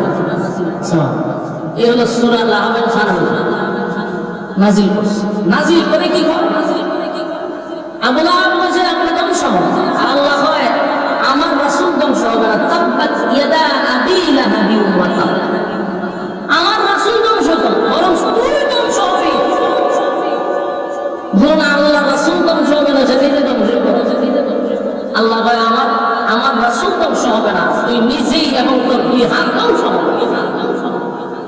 ধ্বংস হয়ে গেছে, না ধ্বংস হইব, কবে ধ্বংস হয়েছে। তবে আয়াতগুলি হয়েছে কেন, এই আয়াতগুলি বলার উদ্দেশ্য হলো কোরআন তার বিশেষ কোনো প্রেক্ষাপটে নাযিল হয়েছে, কিন্তু তার হুকুম থাকবে কিয়ামত পর্যন্ত। কারণ হুকুমটা কিয়ামত পর্যন্ত কেন থাকবে, কিয়ামত পর্যন্ত আবু লাহাব মার্কার লোক পৃথিবীতে আসবে কিনা, আছে কিনা, কথা হয় আসেনি। এই জন্য আয়াত আছে, সূরা আছে, হুকুম থাকবে কিয়ামত পর্যন্ত আবু লাহাবের বংশধররা হবে। তারা এই আয়াত থেকে শিক্ষা নেওয়ার জন্য আল্লাহ বলেন তাব্বাত ইয়াদা আবি লাহাবি ওয়া তাব, এরে রাসূল ধ্বংস হবে না, আমার বন্ধু ধ্বংস হবে, তোর দুই হাত ধ্বংস হবে, তুই নিজে ধ্বংস হবে। এগুলো সত্য। প্রতিবাদ করছিনি কথা বলেন। এরপর আল্লাহ বলেন তার যত সম্পদ আছে এটাও ধ্বংস হবে। কেন ধ্বংস হবে? কারণ এর সম্পদ আছিল প্রচুর। এই সম্পদ নিয়ে খুব গর্ব করতো, এর সন্তান আর সম্পদ নিয়ে গর্ব বেশি করতো, অহংকার দেখাইতো। তাই আল্লাহ হয় তোর সম্পদ করা সব ধ্বংস হবে, এটা নিশ্চিত থাক। তোর উপার্জিত সম্পদ ধ্বংস হবে, এতে কোনো সন্দেহ হবে। কথা বুঝতেছেন আমার? এরপর আল্লাহ বলেন আল্লাহ বলে এই আবু লাহাব শুধু সে তার মান না, শুধু তার মান আল্লাহ কোনটাই কাজে আসবে না, আসে নাই। তো আবু লাহাবের ব্যাপারে আল্লাহ রাব্বুল আলামিন 3টা আয়াতে আবু লাহাবের কথা বলছেন, আর বাকি 2 আয়াতে প্রথম কথা হলো সে মজলিসে দাঁড়ায় বলছে সারা দিনের কাজকর্ম বাদ দিয়ে আমরা আসছি তোমার কাছে, আর তুমি বুঝি গো আমরা বাপ দাদা ধর্ম ছেড়ে দিতাম, এখন থেকে বুঝি একজনকে আমরা মানতাম, আর তোমার মোহাম্মদ না বলে অংশ করবো না, শুনবো। এই সময়টা তো আমাদের নষ্ট করতে পারে, ধ্বংস করছে। তো আল্লাহর সাথে সাথে কি করছে? জবাব দিয়ে দিছে। আল্লাহ বলে আমার বন্ধুকে যখনই কেউ আঘাত করবে, কথা বলবে, আমি তখনই তার প্রতিবাদ করি। সুবহানাল্লাহ। শুনুন, রাসূল প্রতিবাদ করার আগে নাই, আল্লাহ নিজেই প্রতিবাদ করছে। আল্লাহকে অনেক মানুষ গালি দেয়, দেয় না? আল্লাহ আমরা আমার ওয়াজ বুঝিনি, আমার কথা বুঝল আপনারা দিয়ে হা হুকুস্তা না, একটু হা না বললে আমার কথা বলার আগ্রহটা বাড়লো। আর যেইভাবে আমরা শুরু বসে দিচ্ছে, কথা বলার আগ্রহ আরো নষ্ট হয়। আবার হইল বাংলার মানুষের জজবা বেশি, টাকা ঠিক না? মসজিদ গেলে আমরা ওয়াজ করি, তখন শ্রোতা ছাত্র মহিলা বলে দেখা এরা যতই করেন একটু হা হো করবার কোনো কাম বেশি করে কাউকে করেন সে হ্যাঁ বুঝছে ব্রাহ্মণবাড়িয়ার মানুষের জজবা একটু বেশি। আমাদের কাছে তো আওয়াজ না পাইতে বাংলাদেশের কোনো আওয়াজ করে আলাদা পাওয়া ঠিক ঠিক। 2 নম্বর হতে আমি আপনার পরিচিত বক্তা, আমার জীবন আমি যত ওয়াজ করছি এর চেয়ে বেশি ওয়াজ করছি ব্রাহ্মণবাড়িয়া। গত বছর বলি বলি কোনো অনুবাদ নেই, সব জায়গা ওয়াজ করছি দিয়ে এই বছর বাদ মনে মনে চিন্তা করছিলাম এই বছরটা ব্রাহ্মণবাড়িয়া দিতাম না, যেহেতু 1 বছর প্রচুর দিছি, পরের বছর কাম হয়েছে না, জোর করে প্রোগ্রাম তৈরি। আর যদি প্রোগ্রাম না দেয় তো জায়গায় সিস্টেম জানে যে আমি একদিন গাইছি পার্সোনাল বা মানুষ আপনার কাছে চাইব, আপনার দোহাই দিয়ে আমার তখন আমি তো একজন ওয়াদা দেওয়া গেছি, কারণ আপনার নাম শুনলে যদি আমি দেখাইতে দিই ওয়াদা ব্যবহার করলাম না, আমি কোনো জন কি করবো যার একজন ওয়াদা নষ্ট করা হুজুরে ভাইয়া বুঝছে আমার আপনি হুজুরে ভাইয়া বুঝছে। তা আমি আসলে ব্রাহ্মণদের মানুষ আমার মহব্বত বেশি করে ভালোবাসে, বিরোধিতাও করে, মহব্বতটাও বেশি করে। ঠিক কোনো ভুল হইলে 14 গোষ্ঠী আমার আবার বন্ধের উদ্ধার করে দেয় ফেসবুকের মাধ্যমে, আবার মহব্বতটাও এরা বেশি করে। তো যাই হোক, আমরা যখন হার আর বল কিন্তু আমার কথা বলার আগ্রহ বাড়বে, এর দাম বাড়তো না। চিন্তা করে আছে বেশি সুযোগ হলে বলছে দাম বেড়ে যাবে না, এর লিগে আসলে চলে পারে আসলে দাম বাড়ানো লাগে না। হ্যাঁ না করলে আমার কথা বলার আগ্রহ বাড়ে, উদ্দেশ্য কথা বুঝছেন কি? এখন দেখেন রাসূল নবী সাল্লাল্লাহু আলাইহি সাল্লামকে গালি দিলে আল্লাহ নিজেই প্রতিবাদ করে। মানুষ দেখবেন আল্লাহকে গালি দেয়, দেয় না? আগে দিত এখন দেয় না, এখনো দেয়। দান দিছে উঠানের মধ্যে, বৃষ্টি এলে আমরা বাঁচে আল্লাহ দেখে না, আজকে দানটা দিছি আল্লাহ দেখছে না? এই একটা বিভিন্ন ভাবে আল্লাহকে গান করে আমার যেখানে খানা দেয় আর মানুষ দেয় না, ঠিক নেই? মানসিকভাবে আল্লাহ ভাই আমার গালি দিলে আমার কষ্ট দেশে একটা লাগে না, কারণ নিজের বাচ্চায় যদি দুষ্টামি করে অন্য মানুষের বিরক্তি লাগে দুষ্টামি দেখলে, কিন্তু বাবা কিন্তু ভালো লাগে বাচ্চা দুষ্টামি করতে ভালো লাগে, করতে থাক নাচতে থাক তোর নাচে ভালো লাগে, কিন্তু ভালো মানুষ বেশি সন্তানি করে এটা ফুটে দেন আশেপাশে মেজাজ গরম হয় বাপের যে তোর তো বাচ্চার জুতা দাবি আমার ভুলে দুষ্টামি করে আমার কাছে ভালো লাগে, তোর ভালো না লাগে ঠিক। আল্লাহ বলেন আমার বান্দা আমার আবাদত করেও না আমার গালিও দেয়, এরপর আমার বেশি একটা লাগে না, প্রতিবাদও করে না, খাটা খালা নিয়ে আমার আমাদের কলম ডান্ডা দিস্তা আমার লাগে করে দেয় না, এই সময় তো মুরগা টাটা ফেলে দেয়, কিন্তু আল্লাহ ভালো না। সারাদিন আল্লাহর বিরোধিতা করতেছে, না ফরমানি করতেছি আমরা প্রতিনিয়ত আল্লাহ না ফরমানি করি, আল্লাহকে খানা বন্ধ করছি